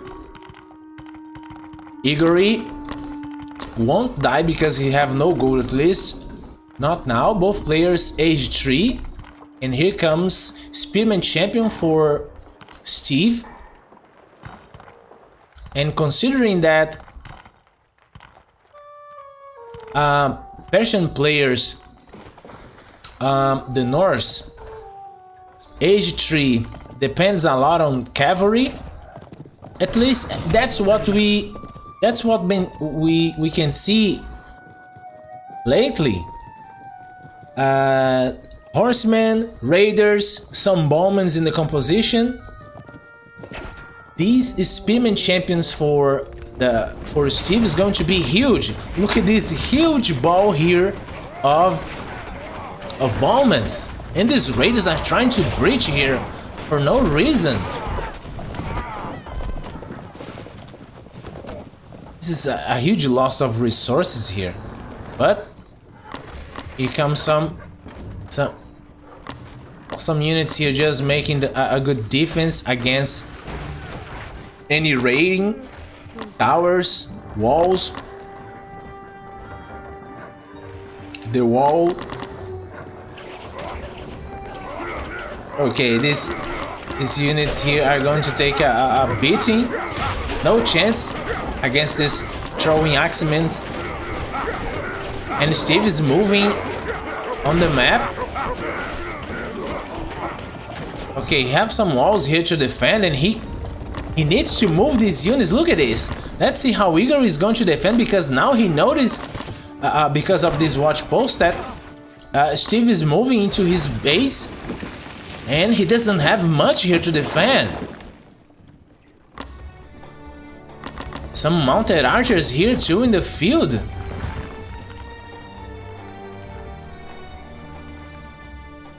Okay, he decided to wait. What he's waiting? Okay, now he finally decides to move. And let's see what Igor is going to do. Okay, Igor is coming back home to defend here, and if Steve doesn't pay enough attention, these bowmen can be flanked by these raiders, but in terms of numbers, Steve are in high numbers here. Okay, he needs to keep these bowmen protected here. And Igor now is thinking what she needs to do. She should do what he should do. Okay, this huge ball, 64 bowmen. Okay, I don't think that's a good idea. Okay, we have some raiders here trying to flank, but Steve is doing a great job here protecting the flank of these bowmen. Really good movement. Micro for Steve. Igor is trying to flank too, to cut the reinforcements, but I don't know, man. He needs to engage these units here. We have some raiders here trying to do something, but it's not enough. Look at the kite potential of these 58 bowmen. This is too much DPS here. This poor cavalry has no chance. And the front line is dead for Igor. And now in 30 bowmen for Norse against 51 bowmen. I don't know why he's engaging this. He should retreat. Yes, retreat, gather more units.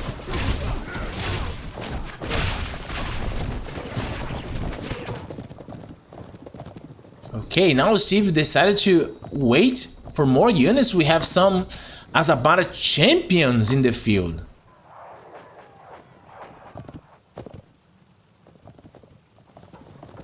Okay, now we have some peace here between players, but I believe Steve is ready to go, man. He should pressure right now, because let's check here upgrades. Igor is catching up with upgrades. 78 villagers for Steve against 100 villagers for Igor. So he needs to do something here, because the market line for Igor is really good in this map. But okay, now this is a mistake. We have some skirmishers here. We have some flank here. Steve is microing the spearmen into the raiders to defend. And here we have some Azabaras. Okay, now he's focusing the bowmen, and Steve is kiting really good, but his attack moving. Okay. Igor decided to bring skirmishes next to these bombers, but these Azabara champions won't give them any chance, and Steve takes advantage of this fight. Good fight here for Steve. Another good fight for Steve. We have here the Takabaras in the field.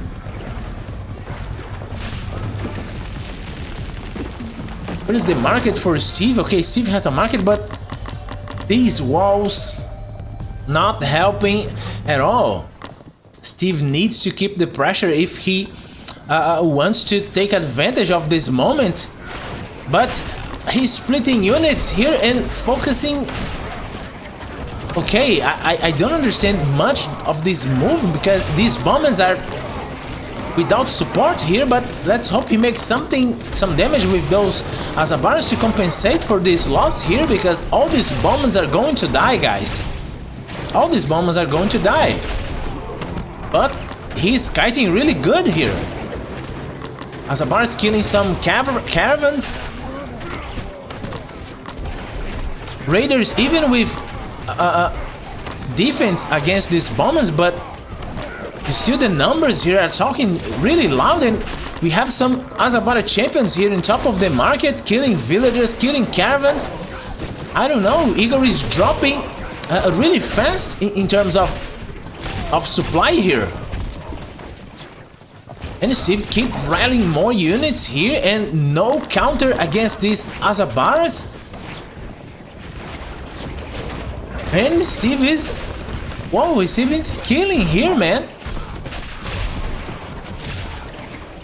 Okay, Azabaras in the market line. We have units here dealing with these few units for Igor. And now Steve decided to come back and restore the forces energy, bring more units. Okay, another market line here for Igor, defended by this fortress in the making. This is a good move for him because he needs to keep the gold income, even though he have a perfect gold mine over here.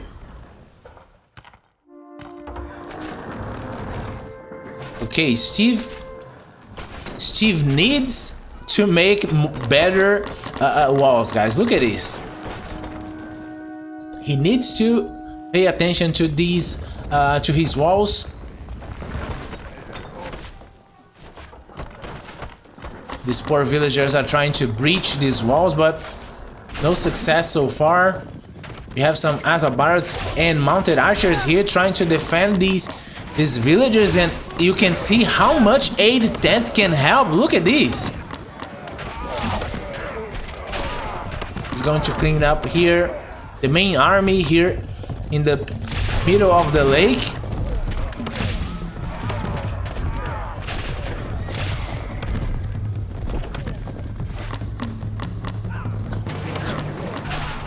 Okay, Steve dealt with these units here, but he's about to find that there is a market line here, and we have a huge engagement here happening again.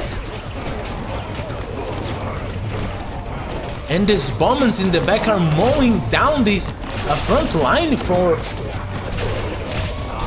Igor. But we have some Sparabaras here doing nothing. Steve needs to control his units. Now his attention is in this spot, so now he controls better. And these bombers, man, are dealing so much damage. Okay, Steve now needs to come back with these bombers. Okay, he backs with the bombers, brings some spearmen. We have some raids, some Azabaras here with mounted archers, and Steve is attacking in two places, and he is destroying the houses. He's focusing on houses, and here we have a huge engagement. How Igor is going to defend that? We can see considering the rally point that he's focusing his attention on this location, but Steve is here destroying his production, houses, caravans.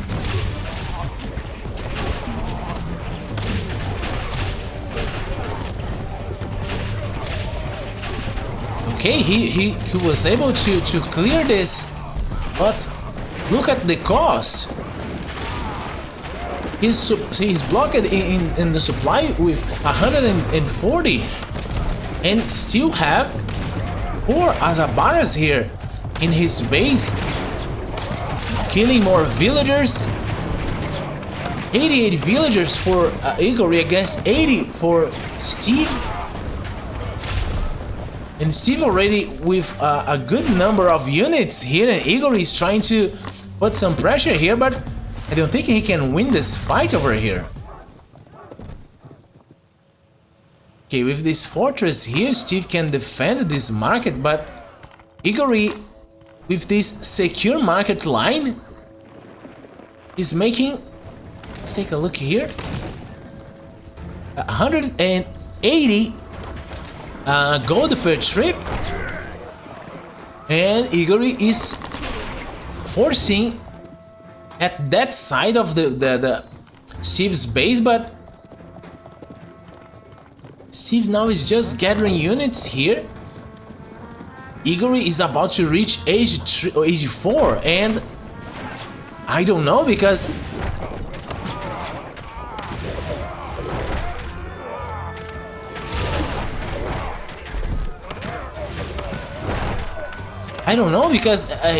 it forces Steve to make something to counter the oofs. And age 4, I'm sure Igor is going to make some oofs, and I don't see how Steve is going to deal with that. He's still in age 3. He's making now some immortals, which will be really useful in this fight, but he needs to reach age 4.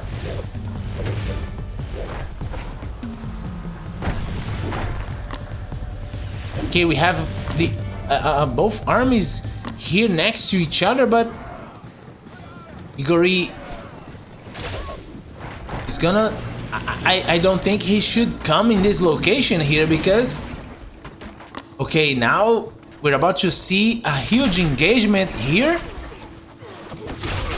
In this front line with Sparabara champions that can take a lot of damage. These immortals and Bowmen in the back are dealing a lot of damage against these unprotected Bowmen and skirmishers. But here comes the raiders.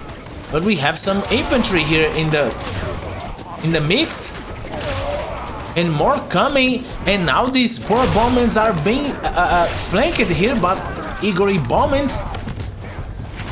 But these immortals are helping a lot here. And once again, Steve repels Igor with his units, but I don't know until when Steve can survive in age 3, guys. I don't know, but I think that now Steve realizes that Igor has a market line here. But with these walls, you need to make more investment here in terms of units to deal with this. But, okay, 180 population for Steve. Oh, we have the Chief.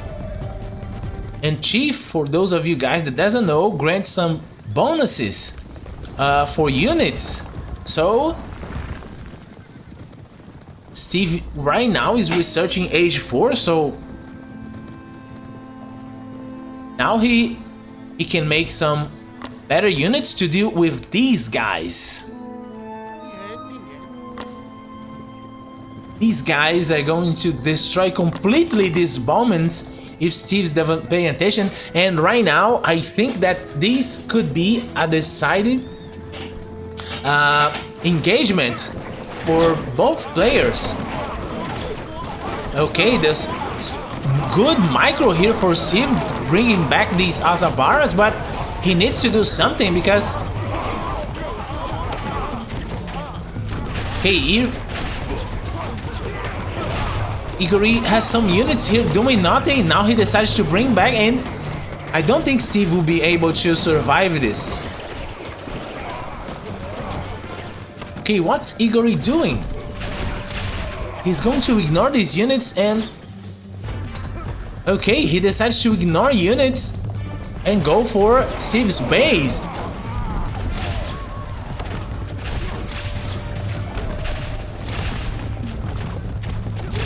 Okay, he needs to do something with these oofs here. Almost champions. He needs to do something really effective here because he lost a lot of units there. Okay, he's killing some units, some villagers. It's good, but he's just sacrificing these oofs for nothing. And here comes raiders, and there is a hole in the wall. Man, Steve needs to make better walls. And now these wolves here in the market line, Steve with these units with low mobility can't defend against this. And all these villagers exposed here, he's dropping 65 villagers against 98 villagers for Igor. This is not good, man. This is not good at all. Look at these raiders killing all these villagers so fast. These caravans dying here. I don't know. Okay, Steve is making cataphracts. That maybe help, but he needs to clear this. Okay, he repaired the wall, but still have some units in his base. And oofs here killed a lot of caravans, and look at this, all these farms empty here. That was huge damage for Igorin, well played. But now Steve comes with mounted archer champions, and these poor raiders doesn't stand a chance, man. Oh, markets, if he destroy, okay, fortress down, the market is next. Are Steve units? Okay, the rest of units here. And Igor is playing really good in this match. Really, really good.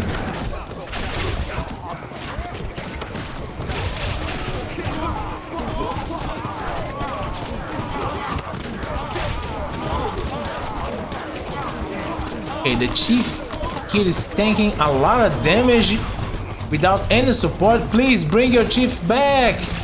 Oh, he lost the chief. He just abandoned the leader of his people. How can you do that? Okay, Steve is rebuilding the market. He needs to rebuild these walls, fortress, but we have some raiders here, and there is a hole in the wall again here. Okay, Igor now is in total control of this match. Total control.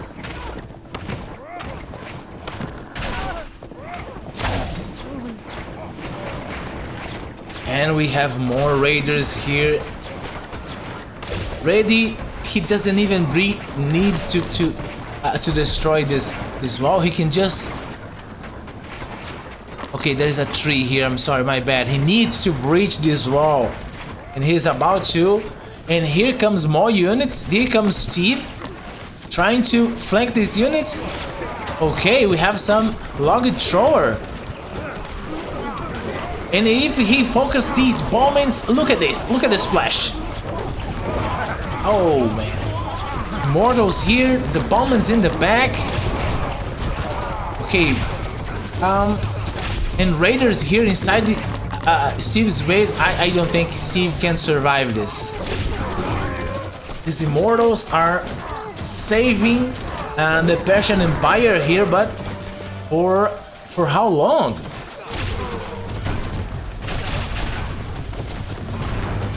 For how long these immortals can save Steve?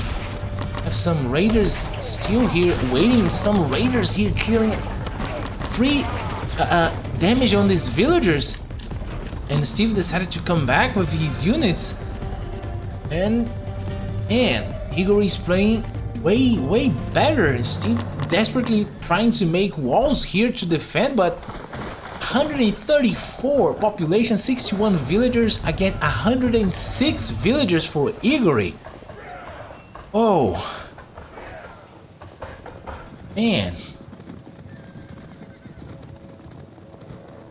I don't think that he can survive the next wave. Igory already researching the last upgrade for Bowman's pierce damage, and we have more raiders here. I don't know, man. I don't know if Steve can make something really strong here to win this game. I don't think he's going to survive. Look at this. Two long thrower champions in the front of his base, and he still have to deal with these raiders. Okay, now he's going where he's going. Okay, we have some units here. They decided to make a base trade. I don't know. He's really behind on supply. Oh, I think that he just now noticed that there is two log throwers in front of his base, and he needs to do something really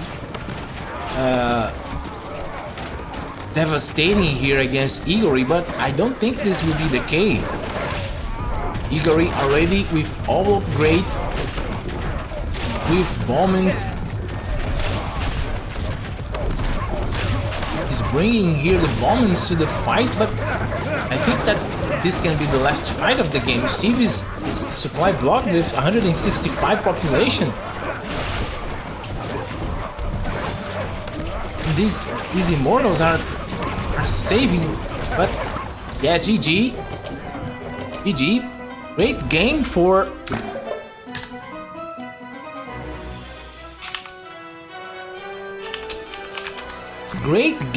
Igory.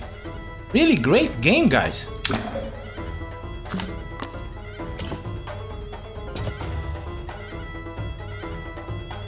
It's just some information here.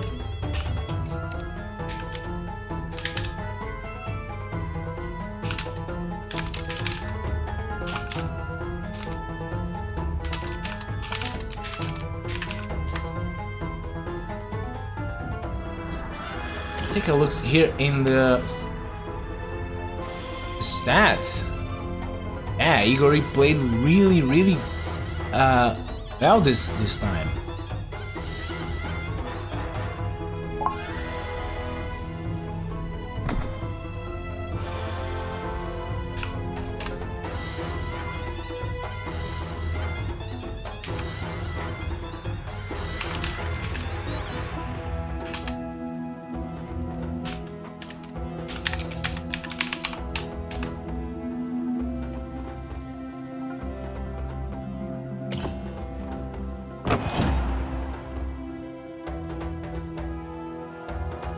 Oh, this score says a lot here.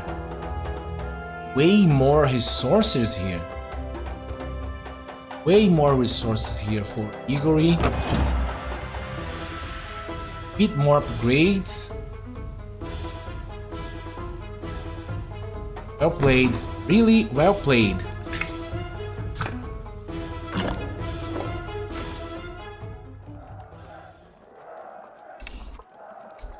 Okay, now Igory has to change.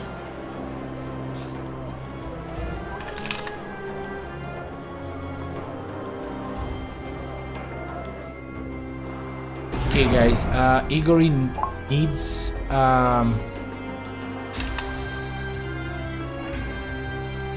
2 minutes.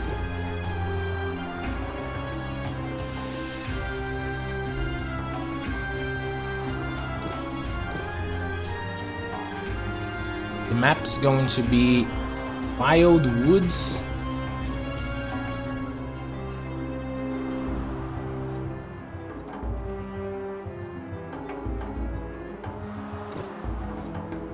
Not a common map.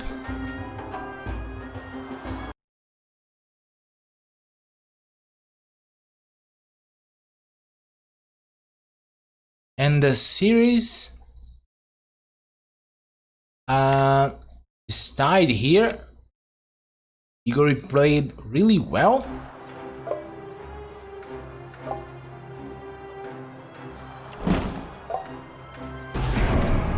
Let's just wait now for Igor.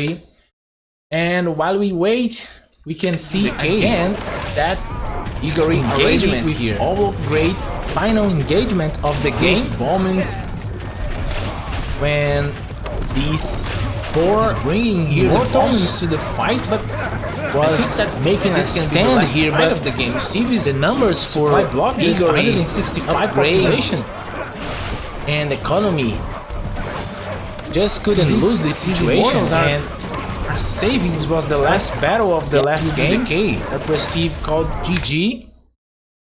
So yeah, we head into game 3.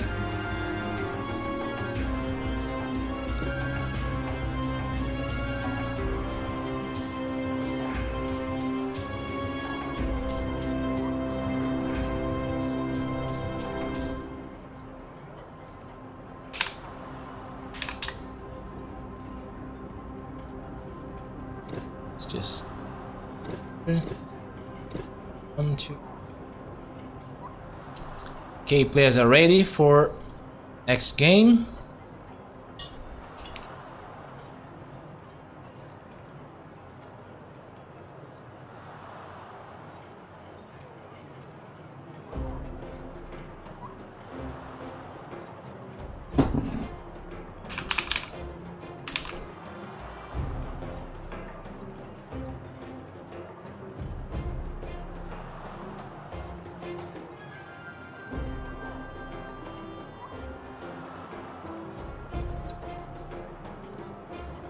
Okay, I'm just waiting here for...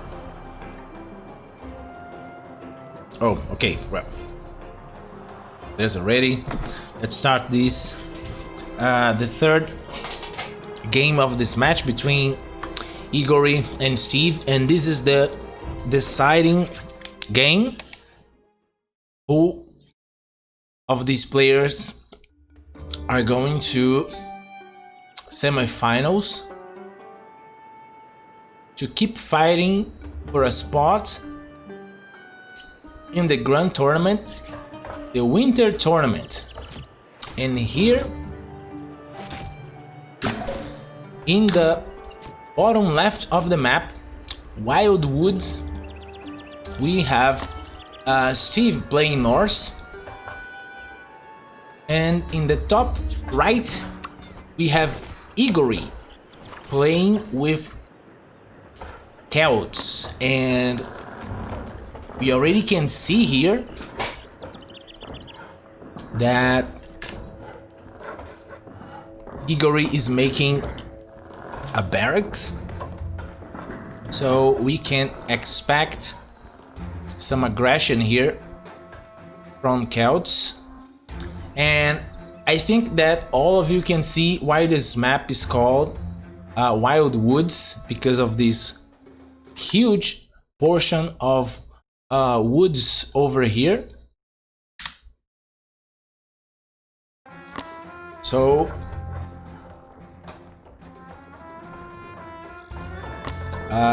Steve a little bit late with his barracks, but it's a considerable distance here, and I could say that I don't expect Igor to making too much spearments, just some to apply some pressure here, but I don't expect that much, that huge number of spearments in Age 1. But let's see.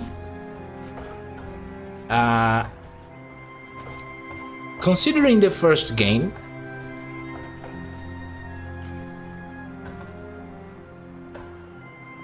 the rule says that you can't play with the same sieve in the second game if you won the first one. I don't remember anything about the third match.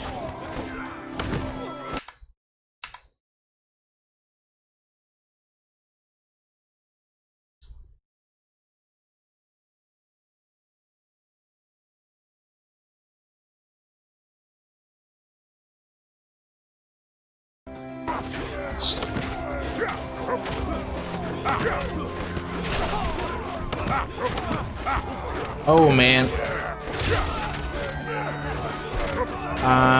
Yes, I made a mistake.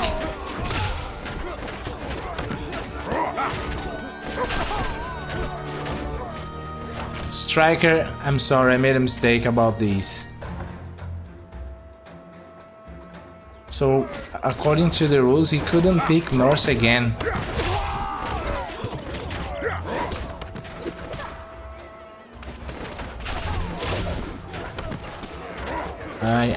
I need to know what to do right here, because if Igori loses this game,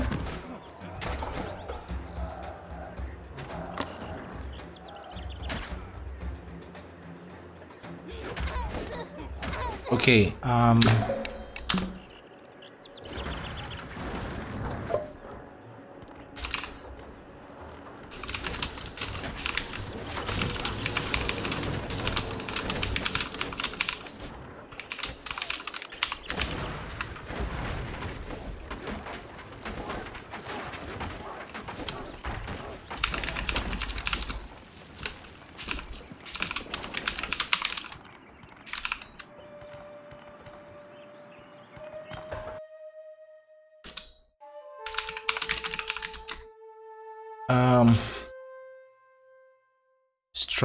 Striker, is the Striker in the stream?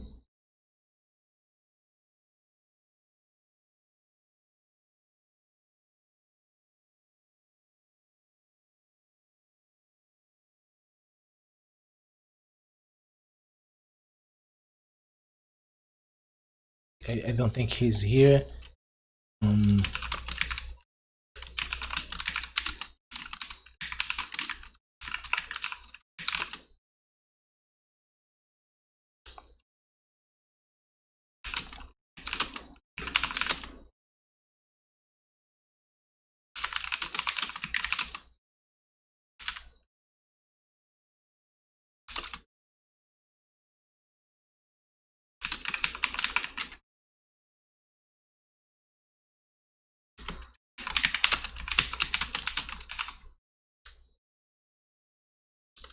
So, Striker, the game needs to be restarted, and he changes sieves, right?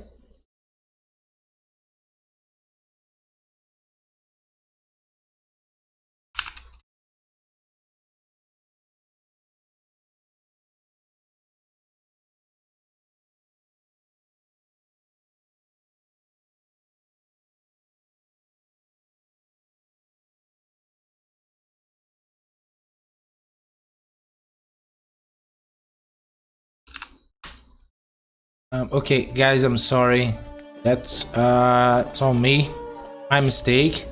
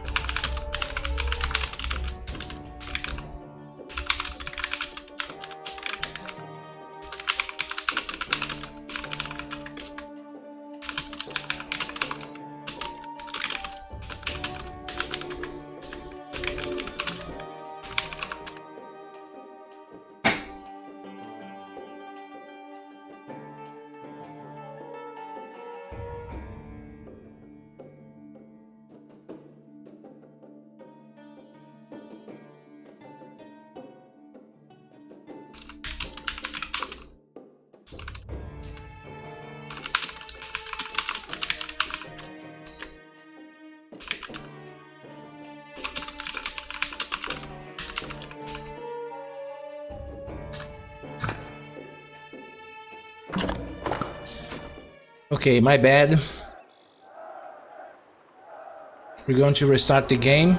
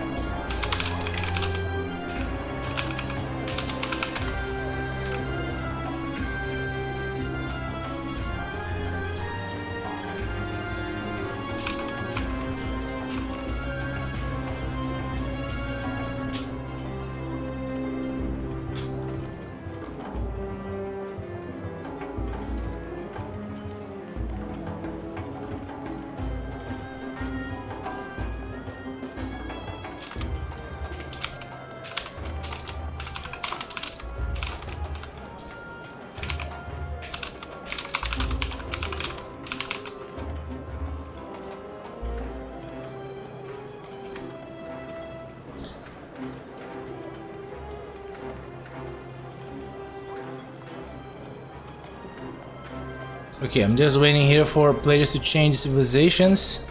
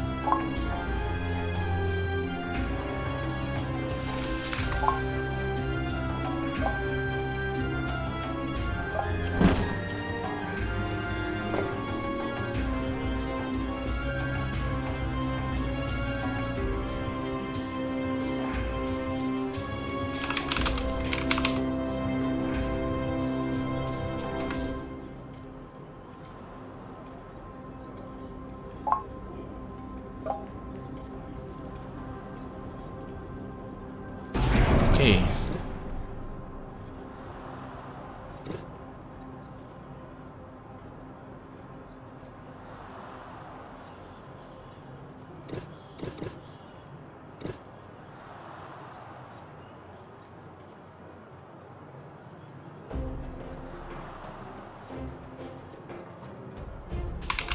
Okay, we're able to restart this match. Okay, nice. Sorry about that, guys.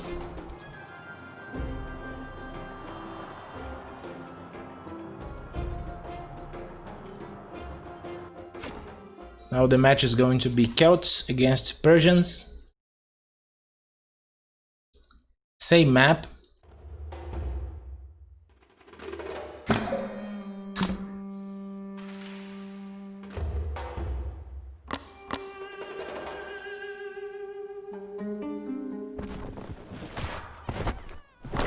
Steve playing Persians here in the left side of the map.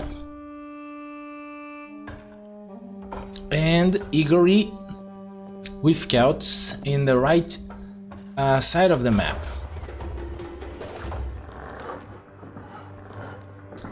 If we consider the first game, first and the second game of these of them, we can expect walls.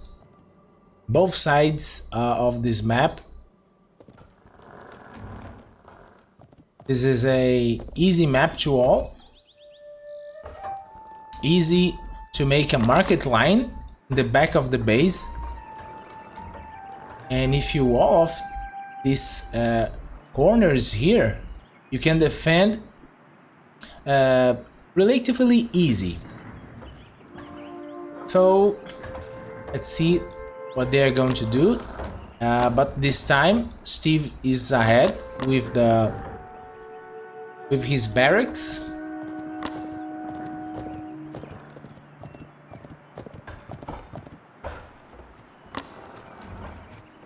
And Igory just finished his barracks.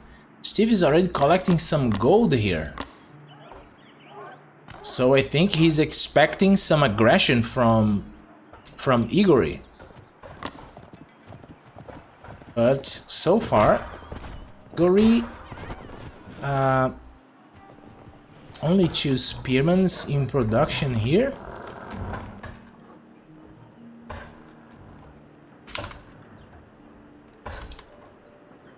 Okay, I think that Igory doesn't have hunts.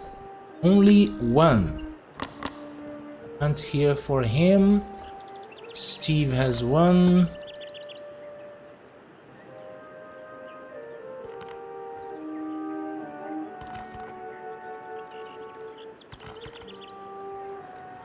Oh, he have 2. One here and another one here.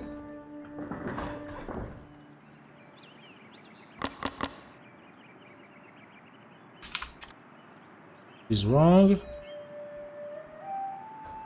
So this one, yeah. So 1 here and 1 this far. Steve have 1 here and the other one is here. So I think that they're even, right?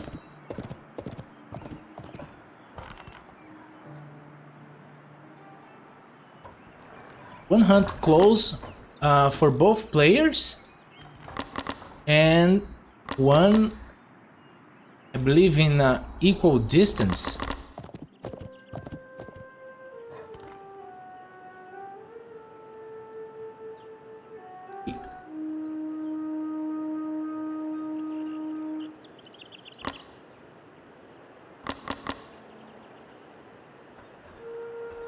Yeah, I think they're fine.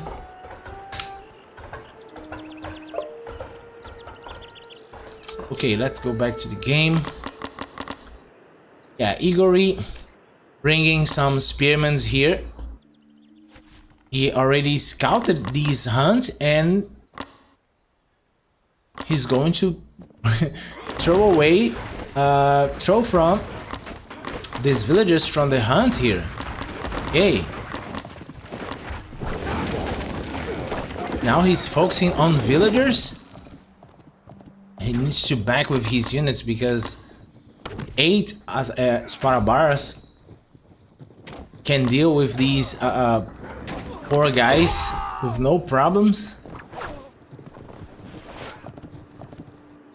So 50 wood against 50 food. Pretty even supply resources. Okay, players just waiting for Steve, waiting for age 2. Blessings upon you. Oh, thank you for the donation, Hennet Dog. Thank you, man.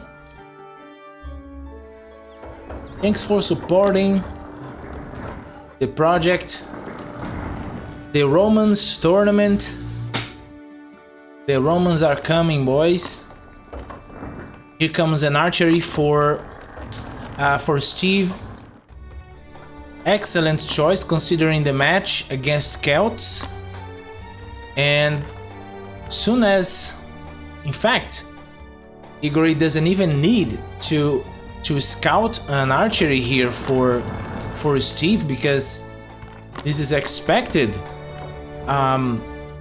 from Persians in this match. But the second choice here for Igory is a barracks, so I don't know.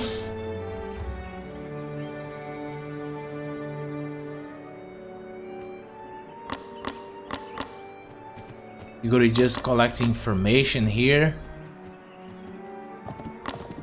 Steve as well. Igory moving with some units. Okay, placing some towers here. I think that he is expecting some Azabara raids, but okay, the stable is still to make, so he doesn't need to worry, at least for the moment. And now comes the archery for Igory. And second town center just now for Steve.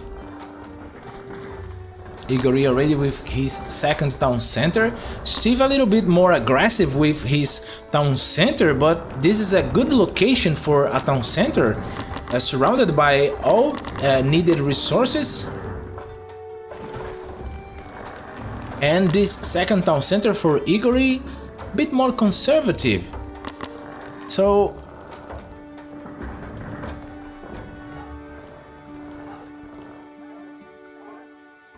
let's see if he can do something with this raiding party here.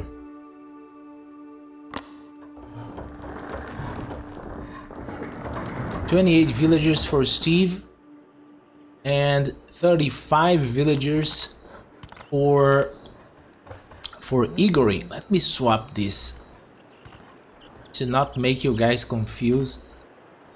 Okay, now is much better. That was much better. Okay, we have some engagement here, but with age 10, this is not a good fight for Igory. He's fighting under TC fire next to a storehouse with age 10. These bowmen are just coming here to help the infantry, and these units did nothing here, and we have already some walls here for Steve. Another archery range for Igory.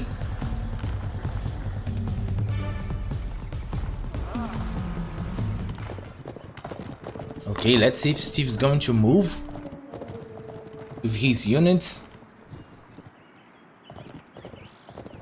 or if he's just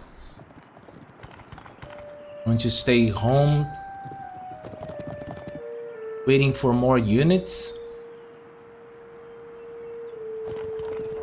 Players pretty even in supply, 40 villagers against 38, not much difference at this moment. We have an armory here coming from Steve, a third archery range for Igory. We have some druids coming, so yeah, both players with good compositions here, but this armory for Steve can make a lot of difference here. Nice walls here for Igory, nice walls, and this tower it's really a good idea. Some Azabaras here just waiting the opportunity to raid. Have some units here for Igory, and there is a space here, I think. See. Okay, Steve is responding. Oh, you can pass here. Okay. Here comes Igory, but he decided to come back. Not risky to fight under the TC fire. 30 bowmen and more 4. Okay, Steve denying some vision here for Igory with these Azabaras, and don't have much action for the moment. And there comes Igory again.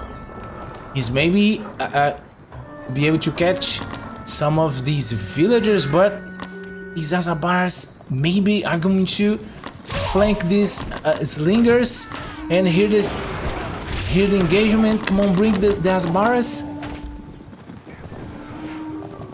Okay, this is a weird moment. No one wants to fight. This is the deciding match. Deciding game of the match, so players are really careful here, because one mistake can cost a possible spot in the grand tournament.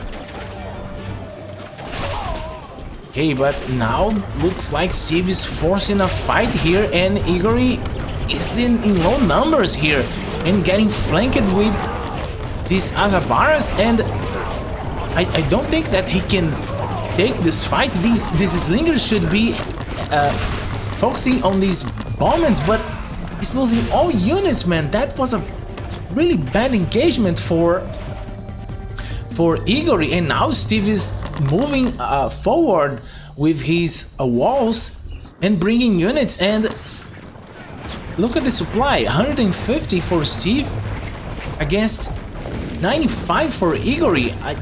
I don't think that he can defend well with these units, but Steve is giving Igory much time here to prepare. We have some woods here in the field, not wood haters, but wood haters. And he decided to split units. Okay, these bombers are a bit exposed. Let's see if Igory is going to focus the attack with these woods, but this is too much bowmen, man. Look at that, 42 bowmens raiding with Azabaras. Steve are playing really well here, and I don't know if Igory can survive this attack. Look at these Azabaras, man, killing villagers here, forcing these villagers away from the wood. And this is a critical moment here for Igor, because he needs woods to make bombmen to support the infantry. But look at these villagers running around. Oh man, this is critical here. This is really critical here. Where are the Azabaras? Okay, the bombmen are dying here under TC fire, but the damage is huge here. Huge, look at the supply.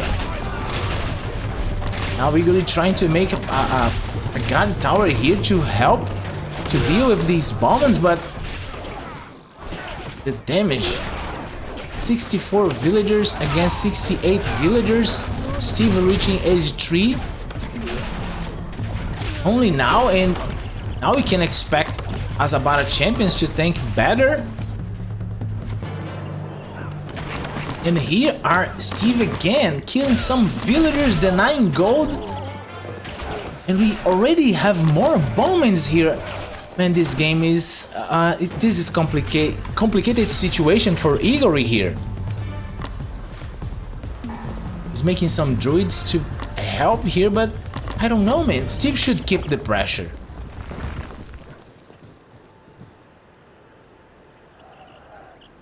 Steve should keep the pressure, man. But he's killing so many villagers. Look at this. 65 for Igor against 75 for Steve. And he just lost more villagers here. The situation is really difficult for Igor, man. Really difficult. He's making a lot of woods here, trying to deal with these bombers, but I don't know. What are those? Here comes the Azabaras again, denying that gold, and there's no gold here for Igor, guys. There's no gold. Only this one? But that's it, that's all. He can't collect gold here. The other gold mine is here. And here. Okay, that... If Igor can get away with this move here, he can come back in this game.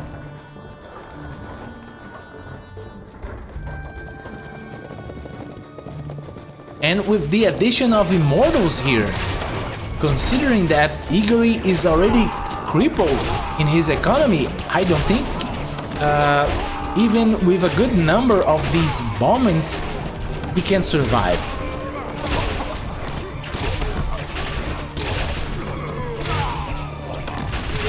Yeah, man, I think this is GG. Steve already securing a large portion of the map. Graded walls. But where is the market for Steve? There's no market yet.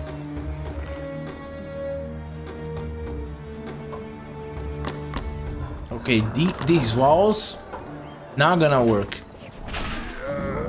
Not gonna work. Okay, he have some units here, but okay, this is disrespectful. Look at this. Farming Igor berries. Some item units here. Igor just now researching upgrades, pierce damage for bombing, but oh man, he shouldn't be exposing himself like this, because Steve bomb is already pierce damage level 2. This is... It was a massacre, man. This was a massacre.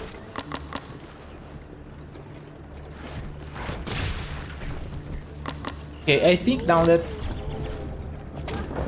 Look at these poor villagers trying to make...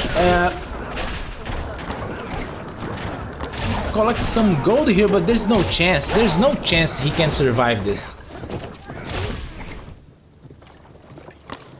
If he keeps rallying units here...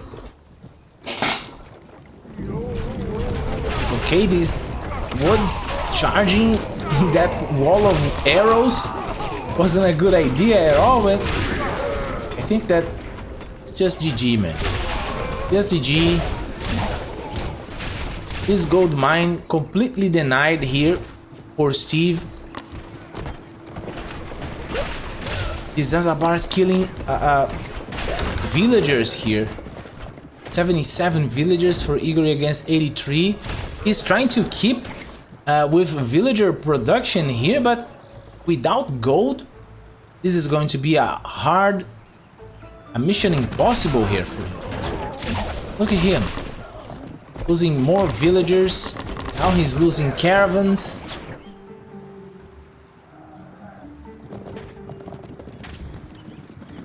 I don't know. I don't see a way here for Igor to come back in this game. Unless Steve makes a huge mistake, okay? Makes a huge mistake. Select all army and press delete. Unless he do something crazy like that, I don't see any way for Igor to come back here. He needs gold to make units, but he doesn't. Now he decided to push here at this side to try to collect some gold here, but now he have to deal with this army coming here, and look at the supply, man. This is really rough.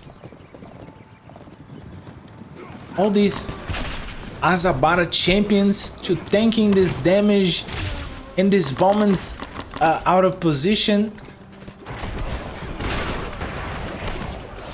Immortals in the composition here, Bowmans.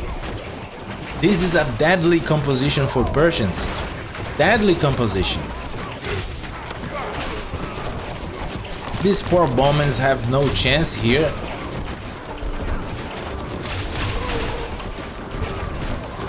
Just need to, I'm not just waiting here for... Okay, he needs, he keeps trying to protect there, but here his base is being destroyed. Come on, man. Okay, market here is dead. A lot of units here in his base and more units to come. I don't think farming those that gold mine is going to help much here. And now Steve is destroying even houses. Igor trying to make towers to survive here, but I don't know, man. I don't know. He's cleaning up here, but now I think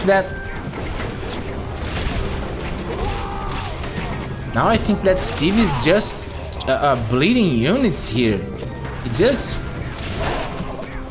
gather a huge army and comes to collect the GG because he's giving Igor too much time. He already with 2 markets here. He should build the markets over here. But in any case, he collected all the gold here. Steven's giving him too much time. Igor already with horsemen here to deal with these Azabars, and I don't know, man. I don't know. Steve has to do something here in order to finish this game, because I think that right now he's not in that huge advantage. I know he's 178 population against 101, but his army is not being effective here, as we can expect considering the numbers. And now Igor have to deal with the lack of wood. Yeah, considering that the map's choice Steve picked this map? Well, he knows what he's doing here, denying gold and now denying some woods here. Okay, let's see. There's a fortress here for Igori, a desperate fortress, and some horsemen. But man, these immortals are dealing a lot of damage in the back with no counter from Celts, and even a siege workshop here. Oh, yeah, there is no. I can't see a way back here for Igori. A market here, but that market can't help. And as Tasteless likes to say, this is the beginning of the end, guys. And here comes a fortress for Steve. This is a BM fortress. Come on.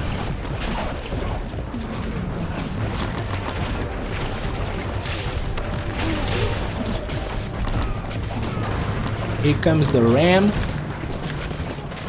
to help these immortals take down these buildings. Yeah, boys, GG.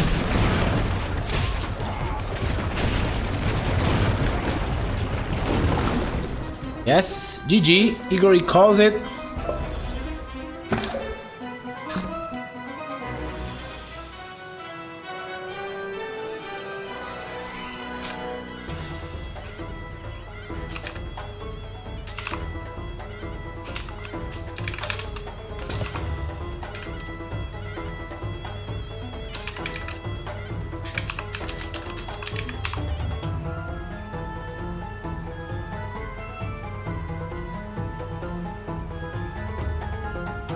GG, well played. Steve moves to semifinals.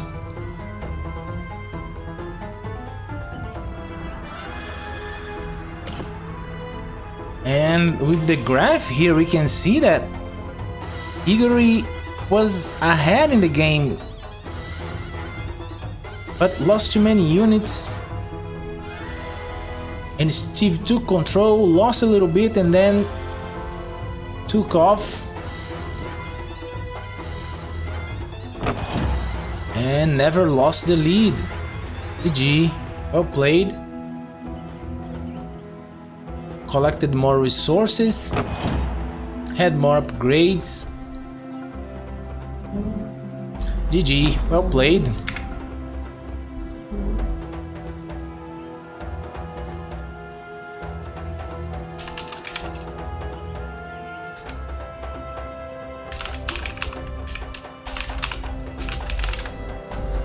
Okay, now we have to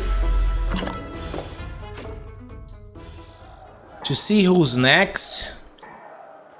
Have to update here the bracket.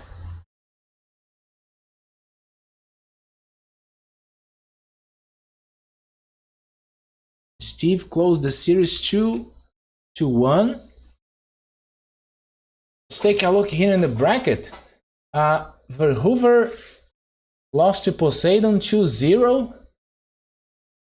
The Ace 9 won 2-0 against Break Penguin. And so Poseidon, Steve, and the Ace 9 moves to semifinals. Let's take a look here how the semifinals are going to looks like.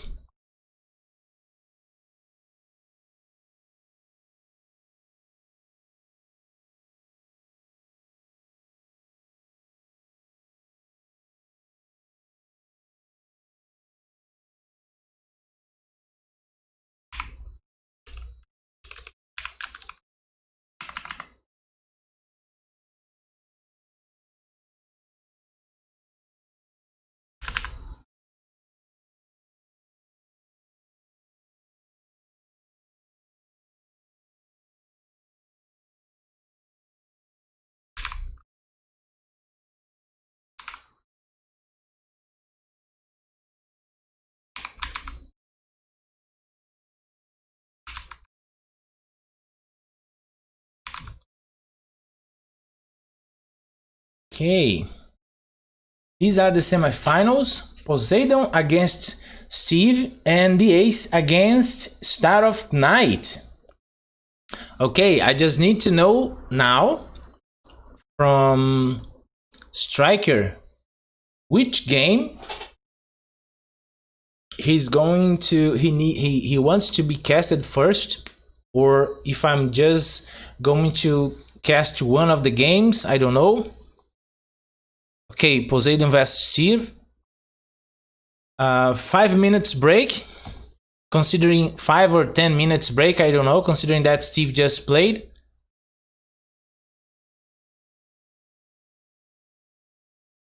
Oh, okay. So just Poseidon against Steve. So 5 or minutes break.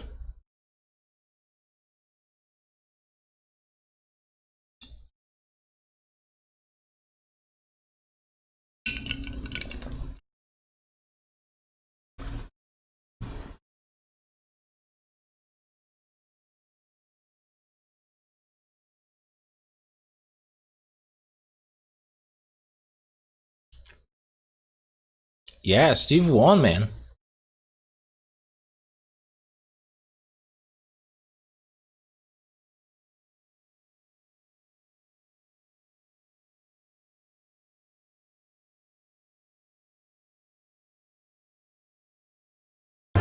In the grand tournament.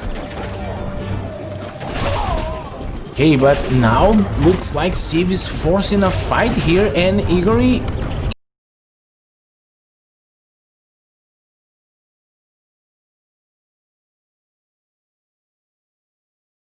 Okay, so let's make something here interesting for you guys. Let's see the highlights of the games so far. So you guys can see the highlights while I take 5 minutes break.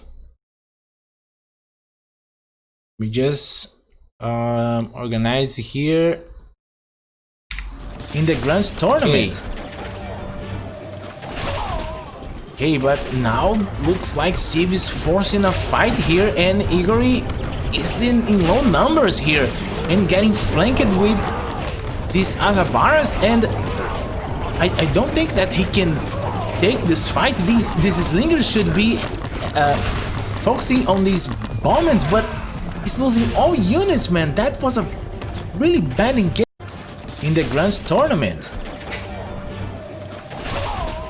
Okay, but now looks like Steve is forcing a fight here, and Igory is in low numbers here and getting flanked with this Azabaras, and I don't think that he can take this fight. This Slinger should be focusing on these bombings, but he's losing all units, man. That was a really bad engagement in the grand tournament.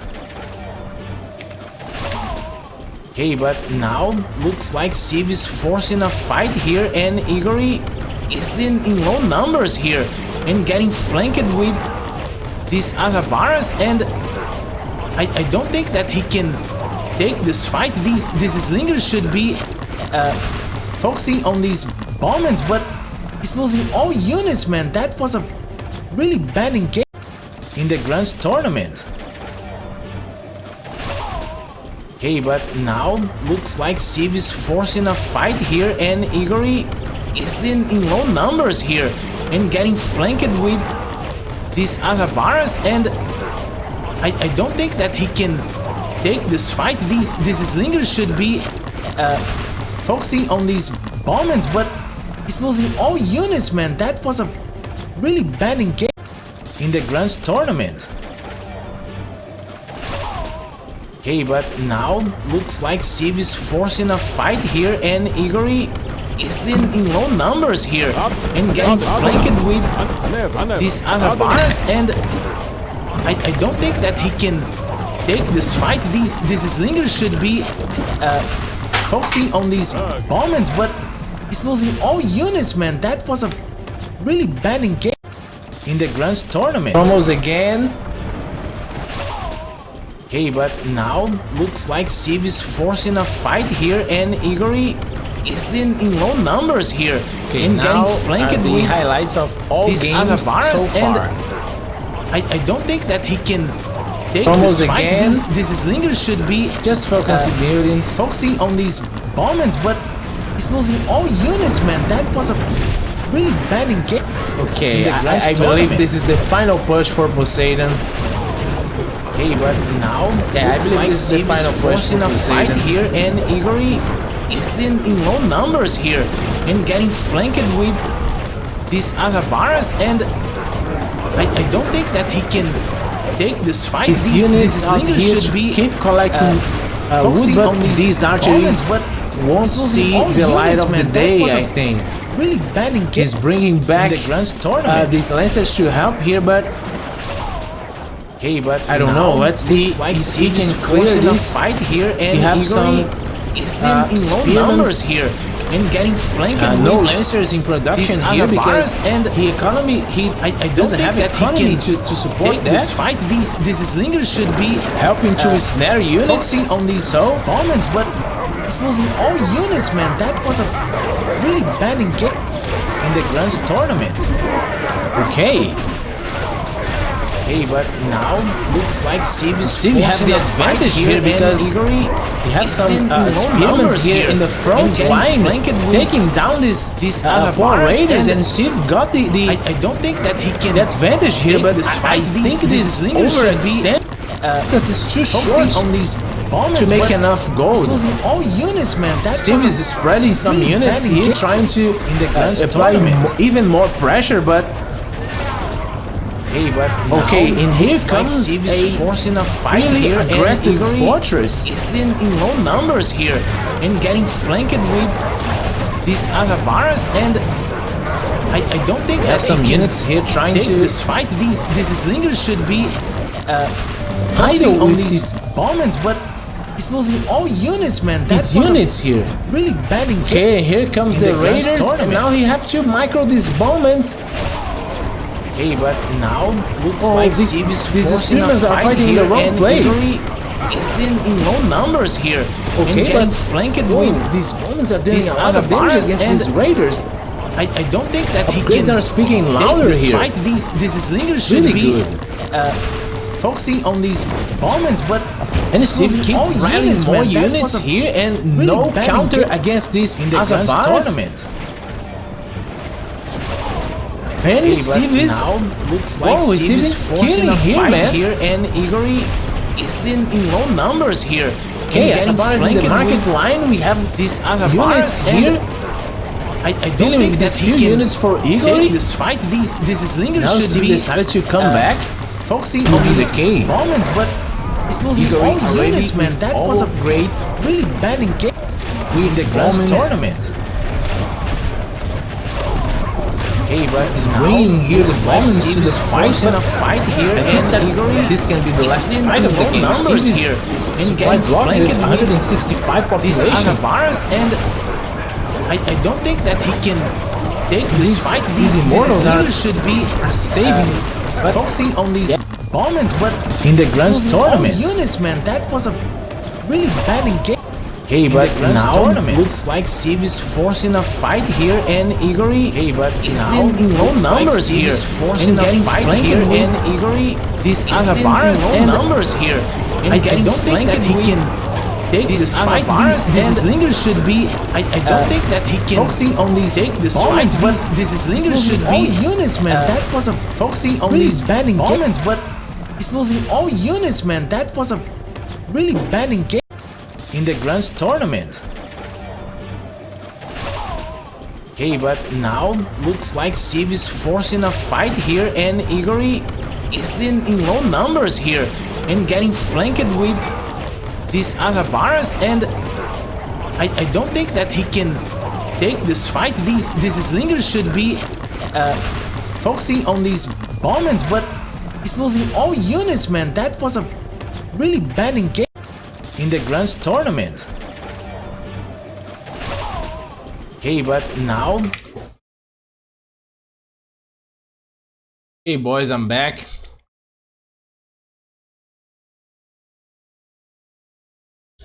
Just update here, because now we're going to watch Steve against Poseidon. So if you guys are watching in the stream, please come online. Just gonna update here.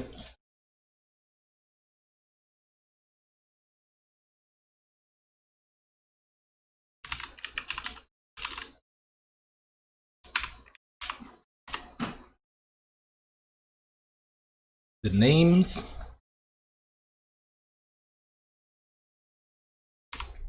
And we're ready to go.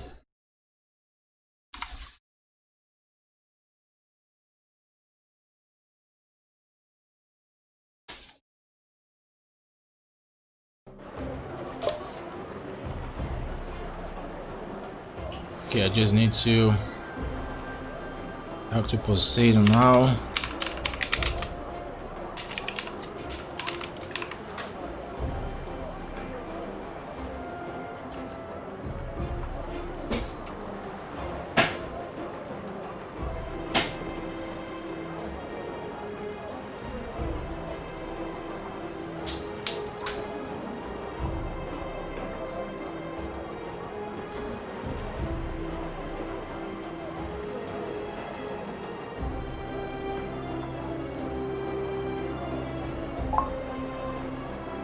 Okay.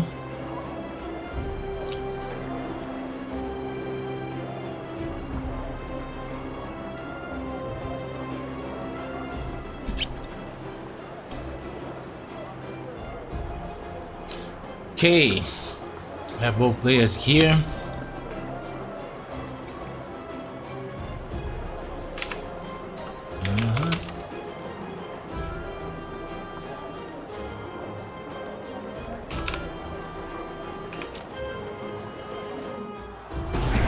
I don't think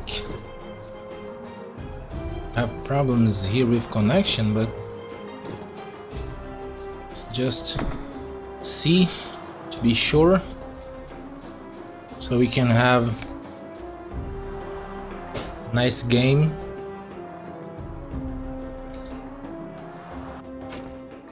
Okay, no problems connecting with these guys.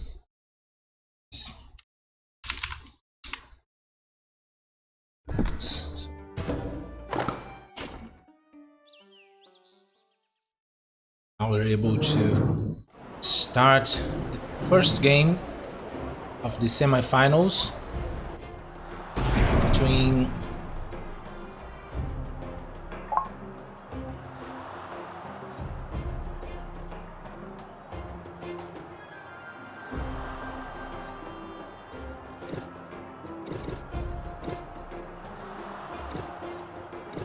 okay.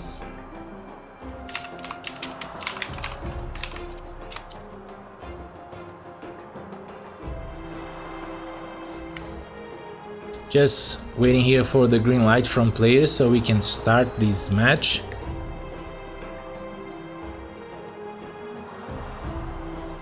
Okay, both players expressed impressive gameplay today.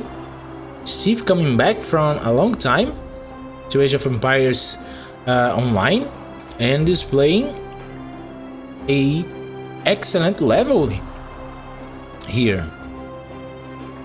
And Poseidon with a nice comeback against Warlock after that first game. Really good, both players. Looks like they have been practicing.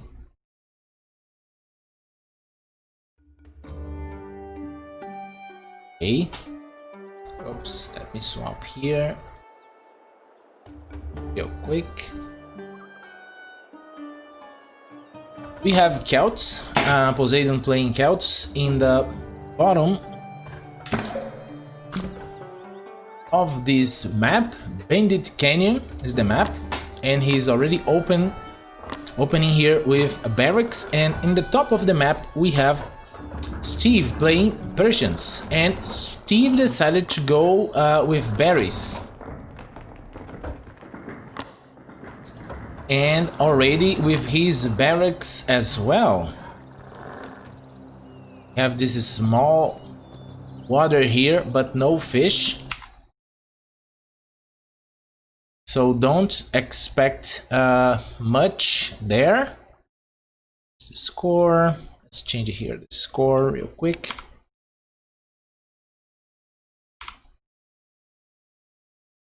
Okay.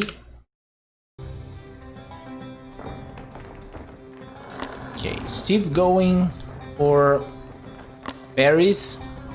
He should research Picker's Glove.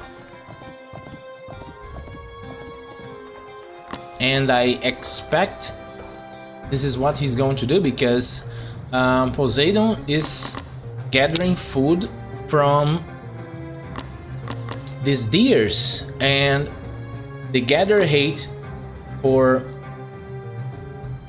hunts is 1.3 against 0.9, and so with this upgrade here with 20% gathering hate, Steve can keep up with Poseidon in terms of food, and he's in a better position here because he's safe under the PC fire, but Poseidon already have some experiments here to defend.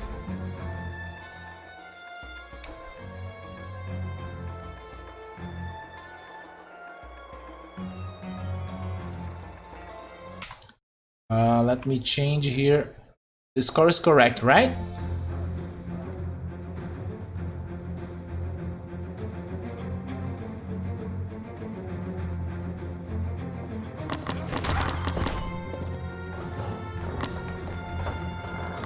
Okay. Yeah, I think that we all can expect some action just for age 2. Even considering we have the Celts in the map,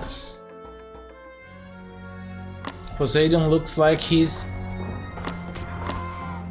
playing safe here. Okay, these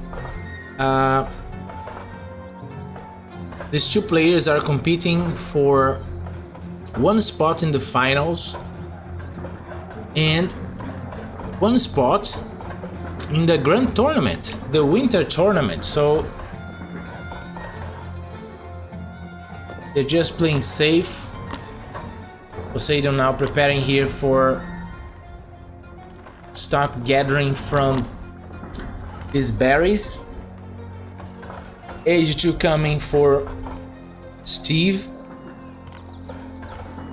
Poseidon still finishing the 3rd house to be able to reach age 3. Celts, for those of you that doesn't know, you need to build 3 houses and 300 food. So Poseidon already with the amount necessary to reach research age 2, and that's it. He's going age 2. Interesting location for berries here, and in the side of the map, interesting location for a gold mine. And Steve has reached age 2. Interesting here. Just notice now. Look at these gold mines here for Steve. Really unfavorable. But at the other side of the map, Poseidon has to walk over here to reach this gold mine. One here in the back. Yeah, let's see if Steve can take advantage of that, and that's what he's doing. He's securing this gold, making an archery, and Poseidon already with the amount of resources needed to make a 2nd town center, and he's going aggressive as well. But I don't know, I would like to see this 2nd town center More like over here in this corner, next to the wood line and next to this gold mine. But we have some spearmen here trying to make something to stop Steve, and I'm quite sure that this villager here was stuck inside of the barracks, but Poseidon come here, destroyed one storehouse, killed one villager, brought some chaos to Steve's base, but Steve is quite secure here. Double town centers, this easy gold here, now with these berries too, already making some bombs, and so far Poseidon doesn't have a second barracks or an archery, so we still don't know what he's going to be his second choice here of units, if he's going to keep making infantry, which I expect not, or if he's going to make an archery to counter these bombings. Yeah, he's making a second barracks. Okay.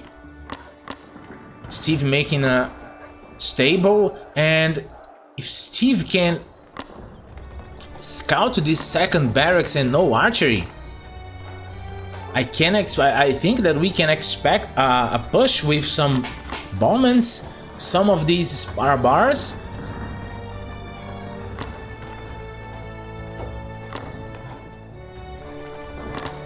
Okay, a third barracks here for Poseidon, and I honestly don't understand this choice here, but let's see the execution.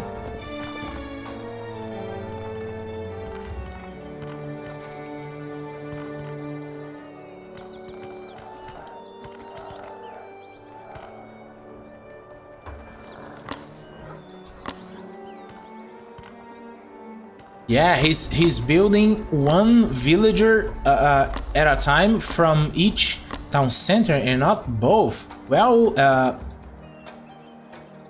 observed, Greek. Well observed. Okay, Poseidon's trying to find something here, some damage, but without the help of these bombings, these Sparabaras, even with 8-10, can't survive this powerful infantry here. But Poseidon is losing some units here, and I don't think he should need taking these fights. Lost all those units to kill some Sparabaras. I don't think that was a good thing. Not at all. Bad investment of resources and units, and he's coming with a fourth barracks, but now I understand his plan. His plan was to rush age 3 to make woods, and I don't think Steve is waiting for this. Yes, I agree with Erie on that. He needs to go up in the other side of the map right now, because with the composition he is making here, he have no chance against these woods. Poseidon already with an armory here, and soon as he makes, he research some upgrade for these woods, and the move speed from Bard Hall in a short map like this, these woods will be devastating. Third town center here for Poseidon. Steve is giving too much room for Poseidon, guys. He's researching temper, melee upgrade, the first melee upgrade for damage, and all these villagers here exposed. And now Steve are about to see what he's dealing with. Thank you, Machismo, for the follow, man. Welcome. to Celeste Project. Hope you enjoy the Ahura games. Master bless you. Thank you, Soto, for the follow, man. Hope you enjoying the game too. And these bombings here have no chance, man. Let's see what Steve is going to do, because this is going to be really difficult for him to defend. Look at this charge attack. Oh man, that was devastating. Okay, Steve reached age 3. Now he can make some immortals to deal with these woods, but will he have the time to do that? I don't think so. Let's see if he's making an immortal camp. No immortal. Yeah, GG. Whoa, that was impressive. GG.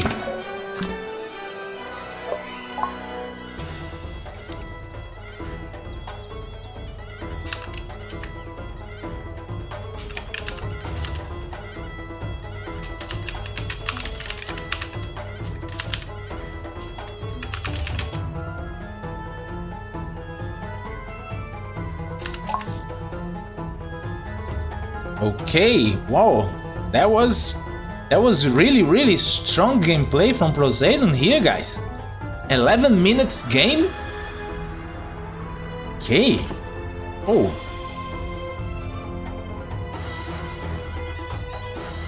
The graph here doesn't, yeah, it says a little bit, because Poseidon was just banking units, rushing H3. And you can see here the huge difference in villagers. Collected a few more resources, 2 more upgrades, more villagers.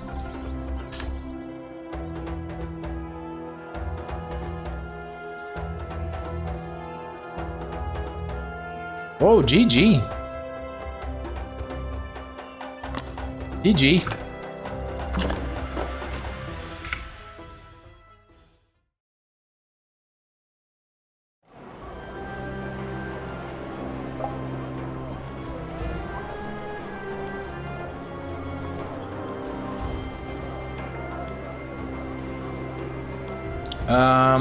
I think that... Okay, let me solve this real quick. Just one moment.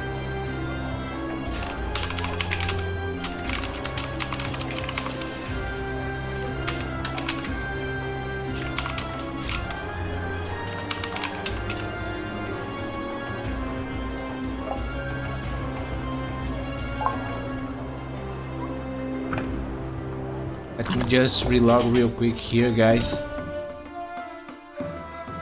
I think I'm gonna do this every time after one game, so we can avoid these kind of bugs.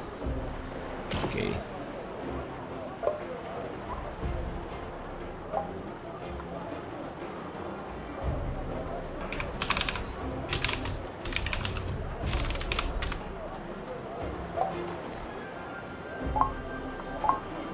The map is going to be Savannah.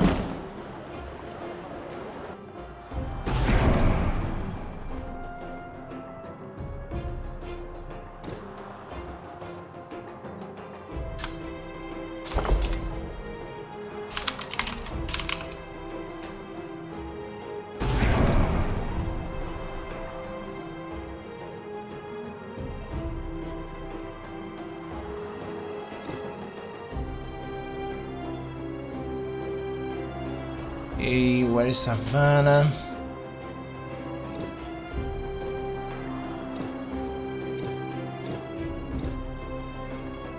Okay, players are ready to start.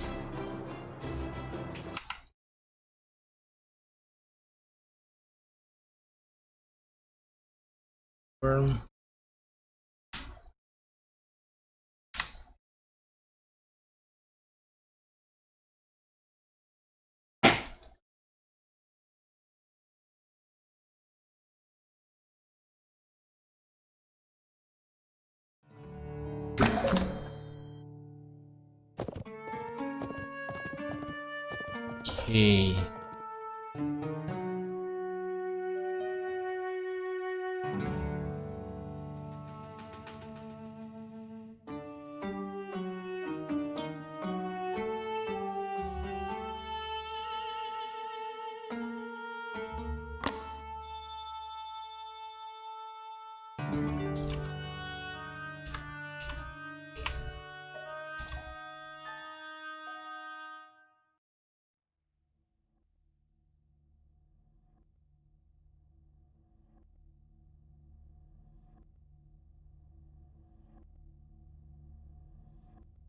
Okay, guys.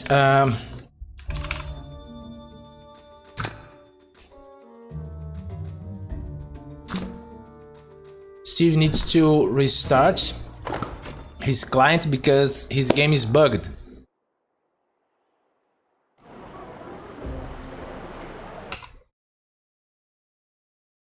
Can't see the...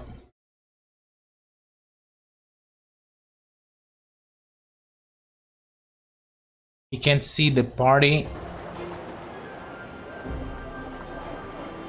So while he's logging, let's check here. Okay, the ace 9, let's see here in the brackets.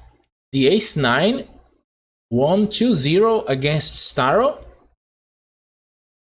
and he's already in the finals. If I'm not wrong, let me just take a look here in the brackets. Yes, he's in the finals.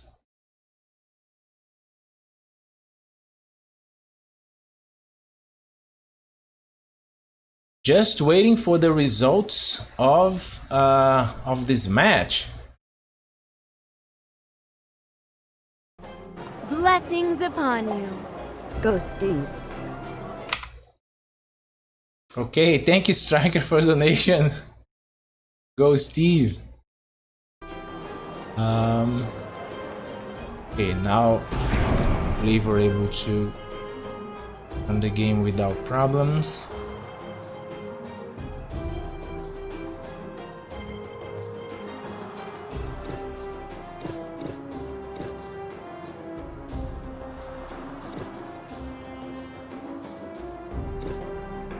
Okay, both ready. 813, 1, team 2. Okay, let's begin this.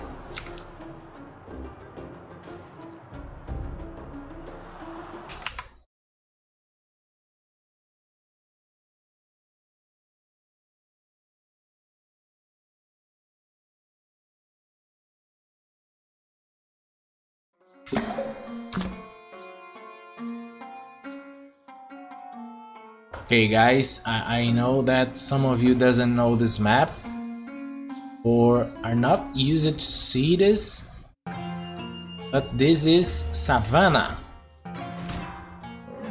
And here we have Steve in the left side of the map playing the Norse, and in the right side of the map we have Poseidon playing with the Persians. So this is the map. We have some water here, but no fish.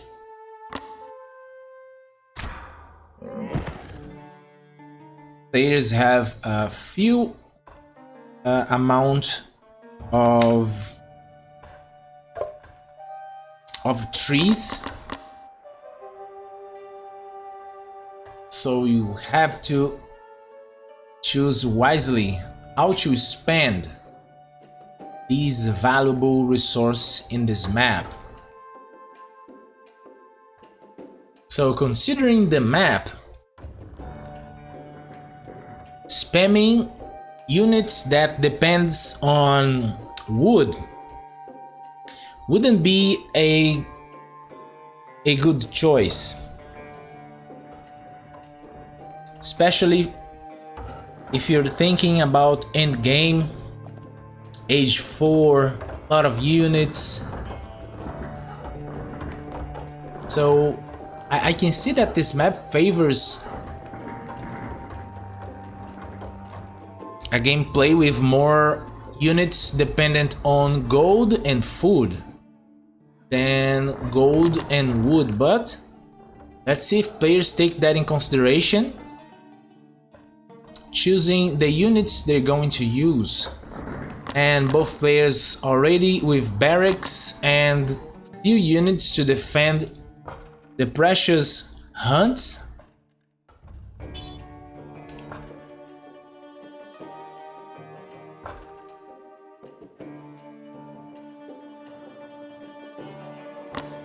Hunts there, other one here.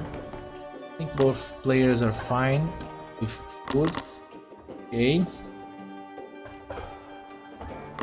Poseidon already walling this side of his base to protect the wood line.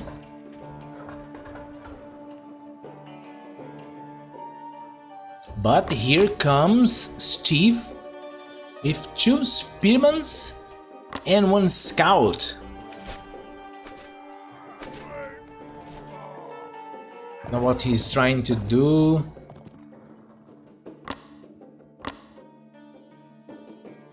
But is already researching age 2, sorry. Poseidon getting ready to collect some stone. Steve as well.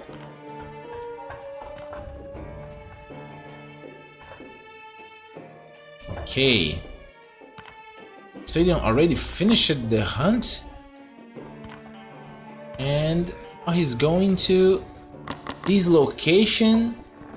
Steve doing the same thing.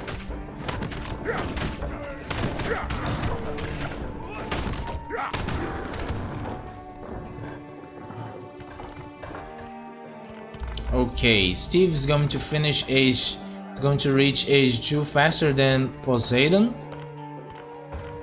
And considering the amount of stone that he already have, we'll build the second town center, his second town center first as well. We have some attack here, and this is good for Poseidon that he's pressuring in this location. And he destroyed the storehouse and splitted some units, and that was a good raiding. Now he's going to scout here, I believe. And Steve is collecting some stone, but he's looking for the wood line here. Okay, Steve had to mobilize more units to build 1 house. He's losing time because he could been collecting more wood, and his second town center is going to be really delayed here, while Poseidon is already with his town center in place with a nice location with a wood line here and gold. So Steve now needs to hurry with these villagers, and he needs to pick one place here that can match that location for Poseidon. But here we have some Sparabara trying to kill 1 villagers, but these throwing axemen won't let that happen. So yes, Poseidon already with his 3rd town center in place. Steve still needs some wood. Let's see where he's going to build. Okay, aggressive town center forward from his base, but he needs to defend that. This is a good location as well. Some wood here, gold. Poseidon 26 villagers against 23 villagers for Steve.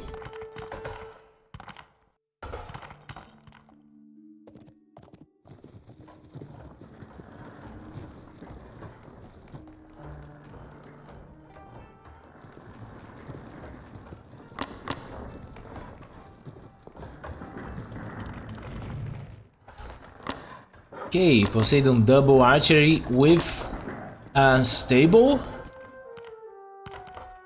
Yeah, now you can see that if Poseidon can keep up the production here with these buildings, I believe he's going to make a huge army and will give Steve a really hard time. Some Azabaras already in the field here. And how long until he starts raiding? Steve only with one barracks and one stable, but that is not enough to keep with these two archeries producing double bowman and another stable.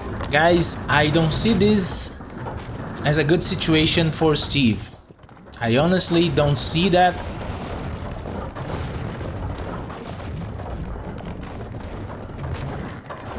Okay, now another barracks, another stable.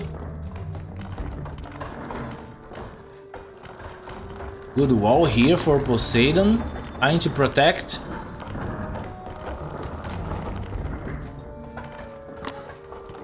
This gold.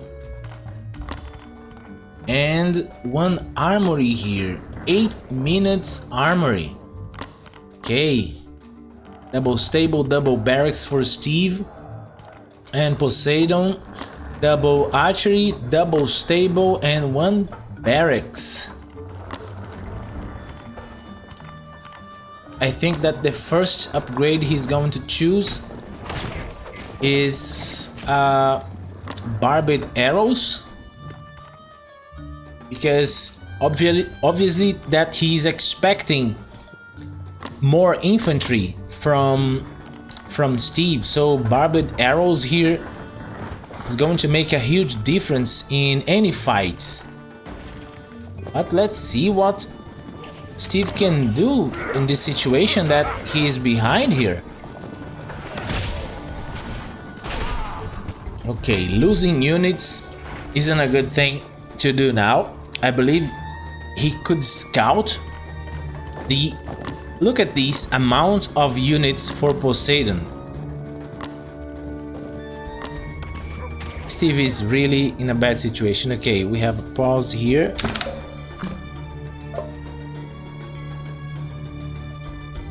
Okay, Poseidon needs a break.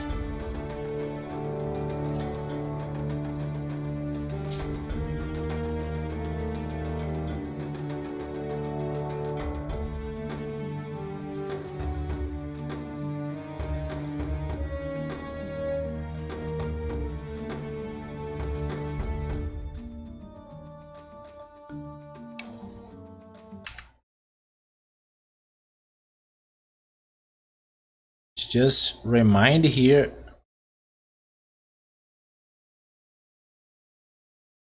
that players can take a break, but that break can't exceed a certain amount of time, because we have a schedule. We have the other player. Oh,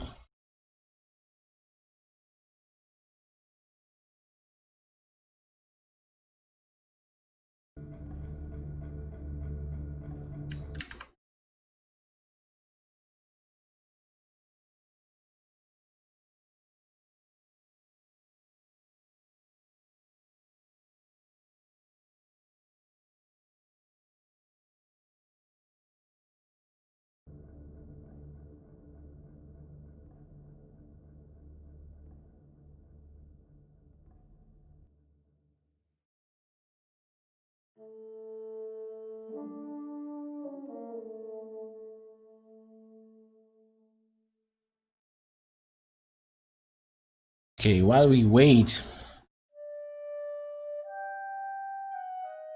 Let's take a look here in the bracket. See.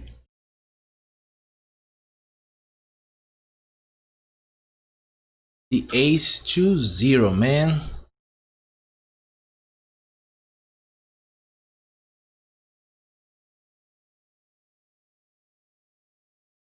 I'm interested in seeing the losers bracket.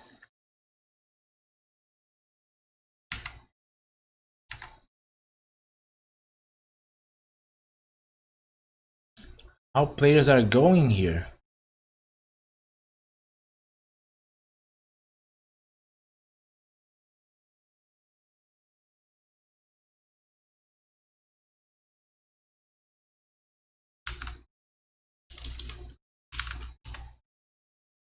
Okay, so guys,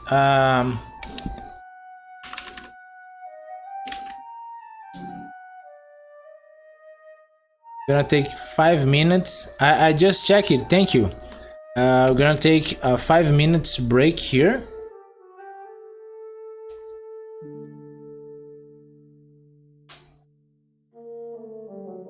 So in the meantime, let me take a look here in the bracket.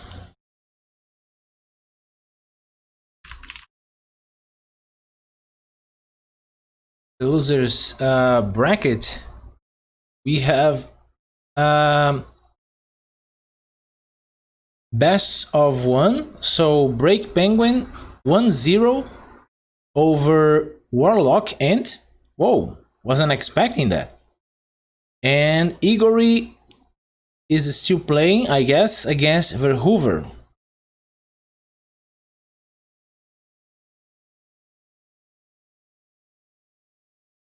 So Star of Night is waiting for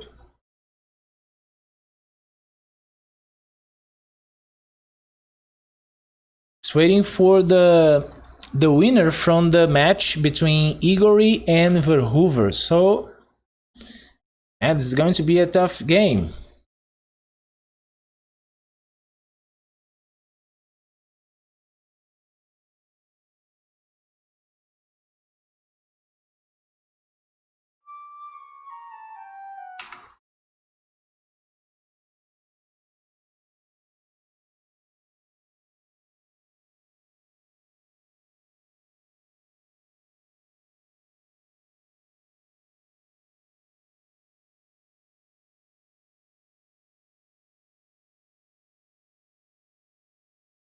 If we can see the game here, Steven's I think that Steven's in a bad situation now, considering the composition he have.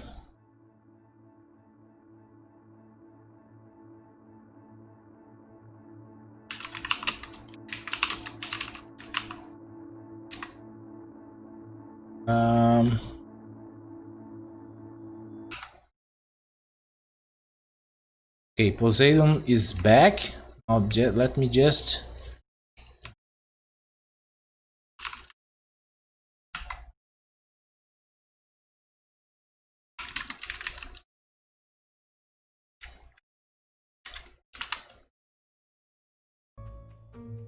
let's just wait for Steve to come back, then we can resume to game.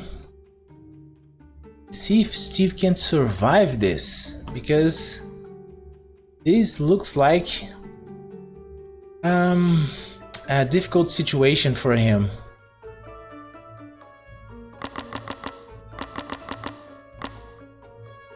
"23 Bowmans, Azabaras, Spearmans." Yeah, man.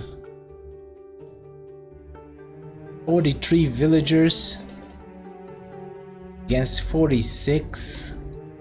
Villager count doesn't look much, but the army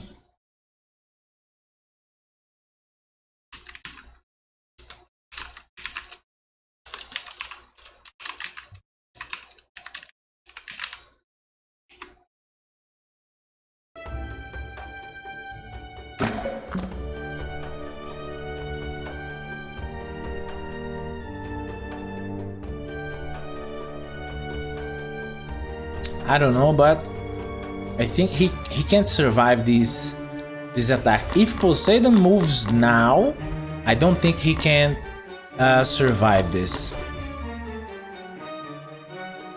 If Poseidon brings these bombings with the support of these Azabaras,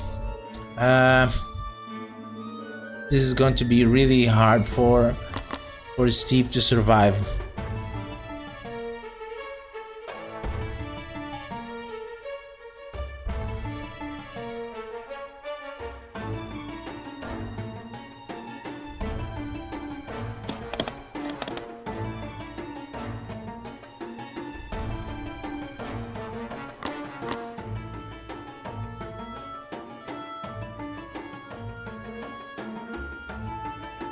Okay, both players are ready.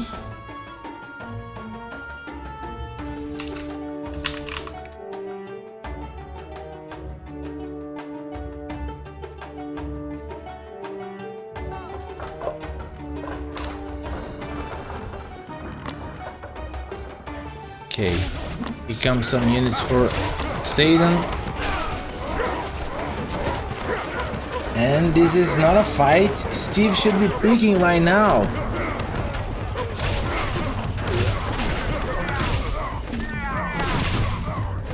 Not at all, man. Look at the supply now. 74 against 108 supply. If we consider the amount of villagers, 49 for Steve now against 51. Because they don't have too much for Steve. But let's see. I don't know. It depends on execution too. Ahura Master bless you. Thank you for the follow, Zaba. Thank you for the follow, man. Welcome to Age of Empires Online. Hope you enjoy the game as we do. These bombings already with one upgrade. It's going to destroy this poor infantry. Poseidon now is going for the kill. I don't know if he keeps taking time, but yeah, he knows the timing. He knows that he's ahead, and he just needs to move out, control well his units. Okay, Steve is already looking for a flank here. I think that this can be decisive here.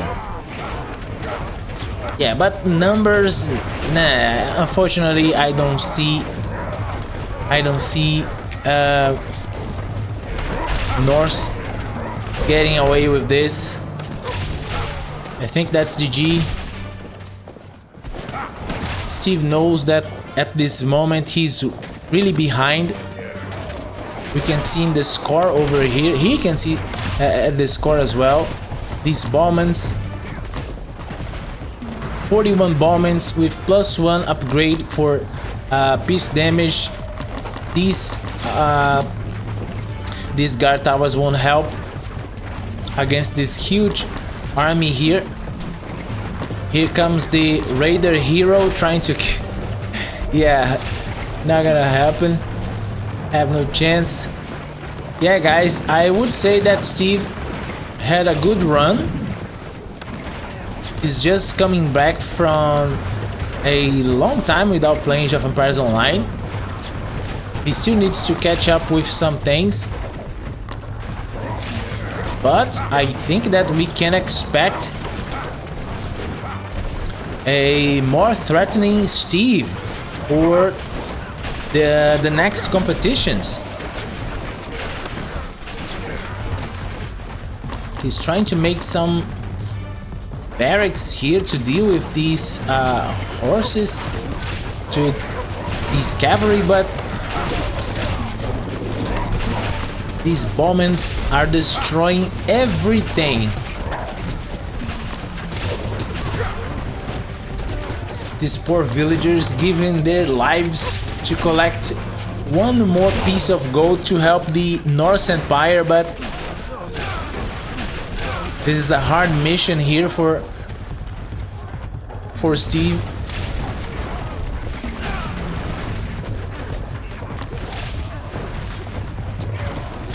Yeah, and I don't know if he didn't tap out yet. It's because, okay, GG.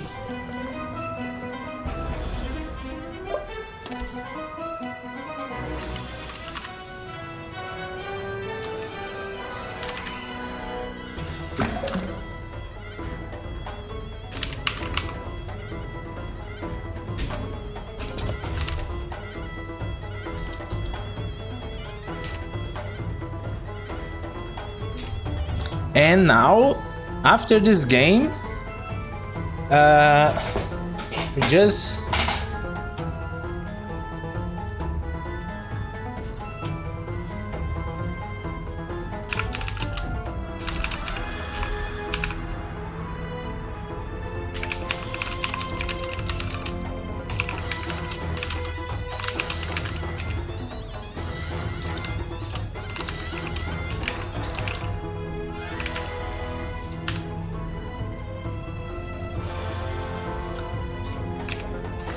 after this short break, we're going to see who is going to take the first spot in the winter tournament, Poseidon or the Ace 9.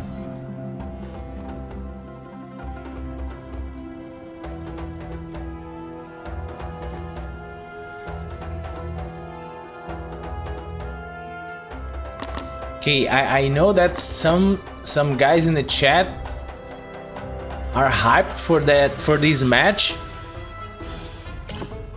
Take a quick look here in the graph.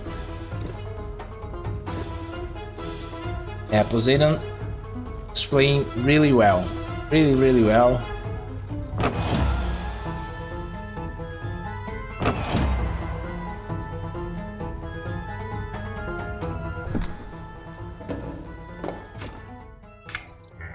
Okay, and with that win, Poseidon moves to the finals.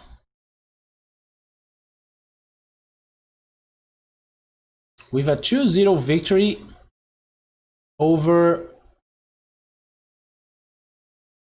Steve.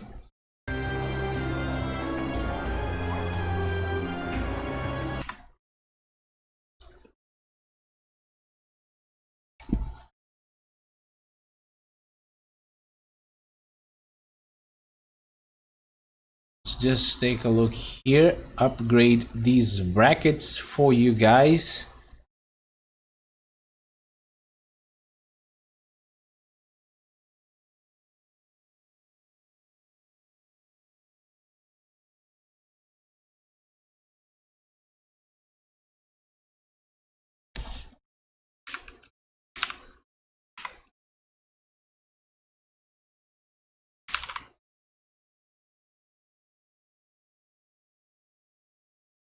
Okay, these are the brackets.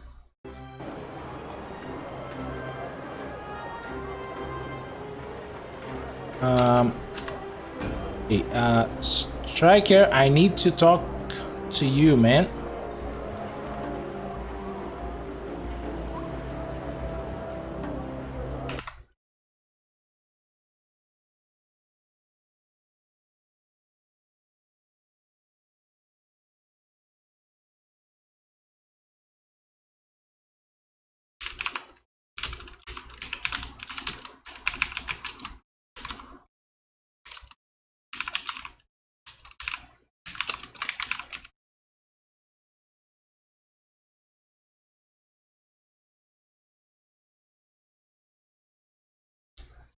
Okay, but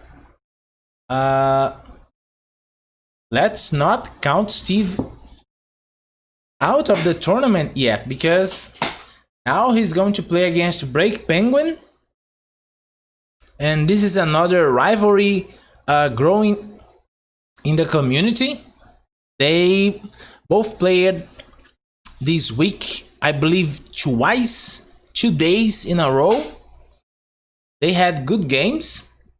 So both players are going to play in the round 3 best of 1 in the losers bracket, and Verhoeven just 1-0 start of night, granting his position in the finals of the losers bracket. So he's going to decide the second spot in the winter tournament. So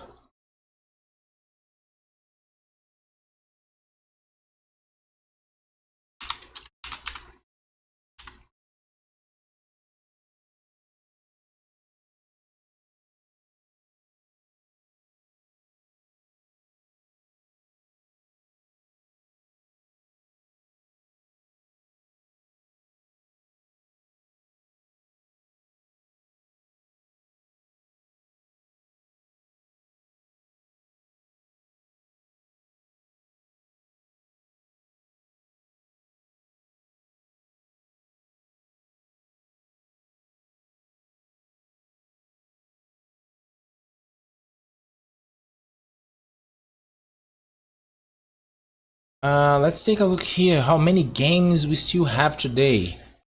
One finals, 3 games, best of 3.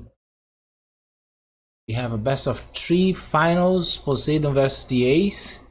We have a best of 1, Prestige against Break Penguin, and then a best of 3, Verhoeven and the winner of this game.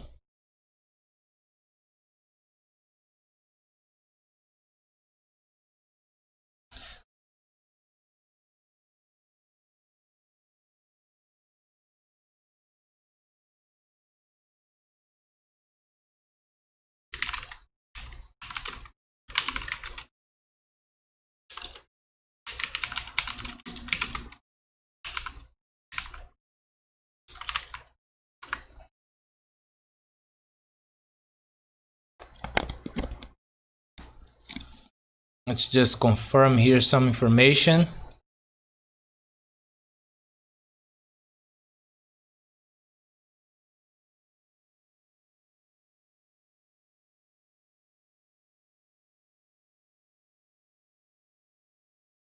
Yes, Verhoeven, you're going to play against the winner of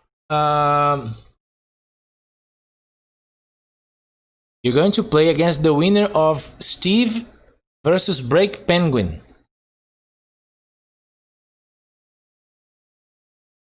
Poseidon and the Ace are playing for 1 spot in the winter tournament.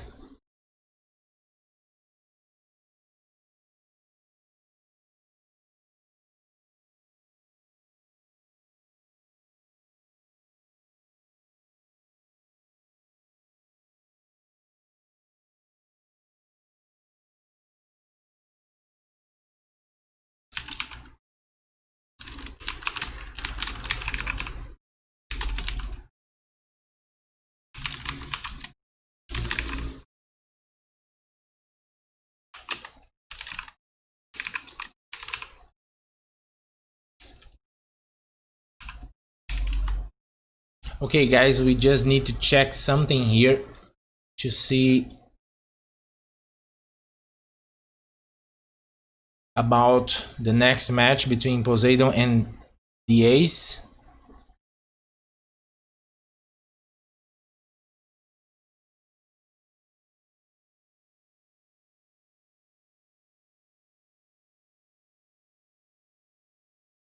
And I just come back to you.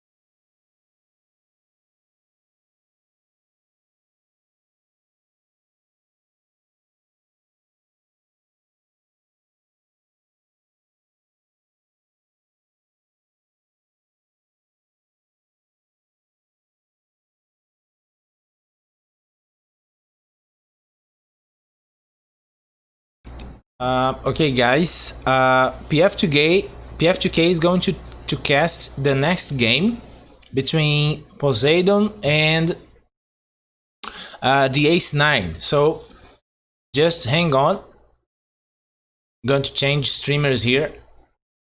Just a second.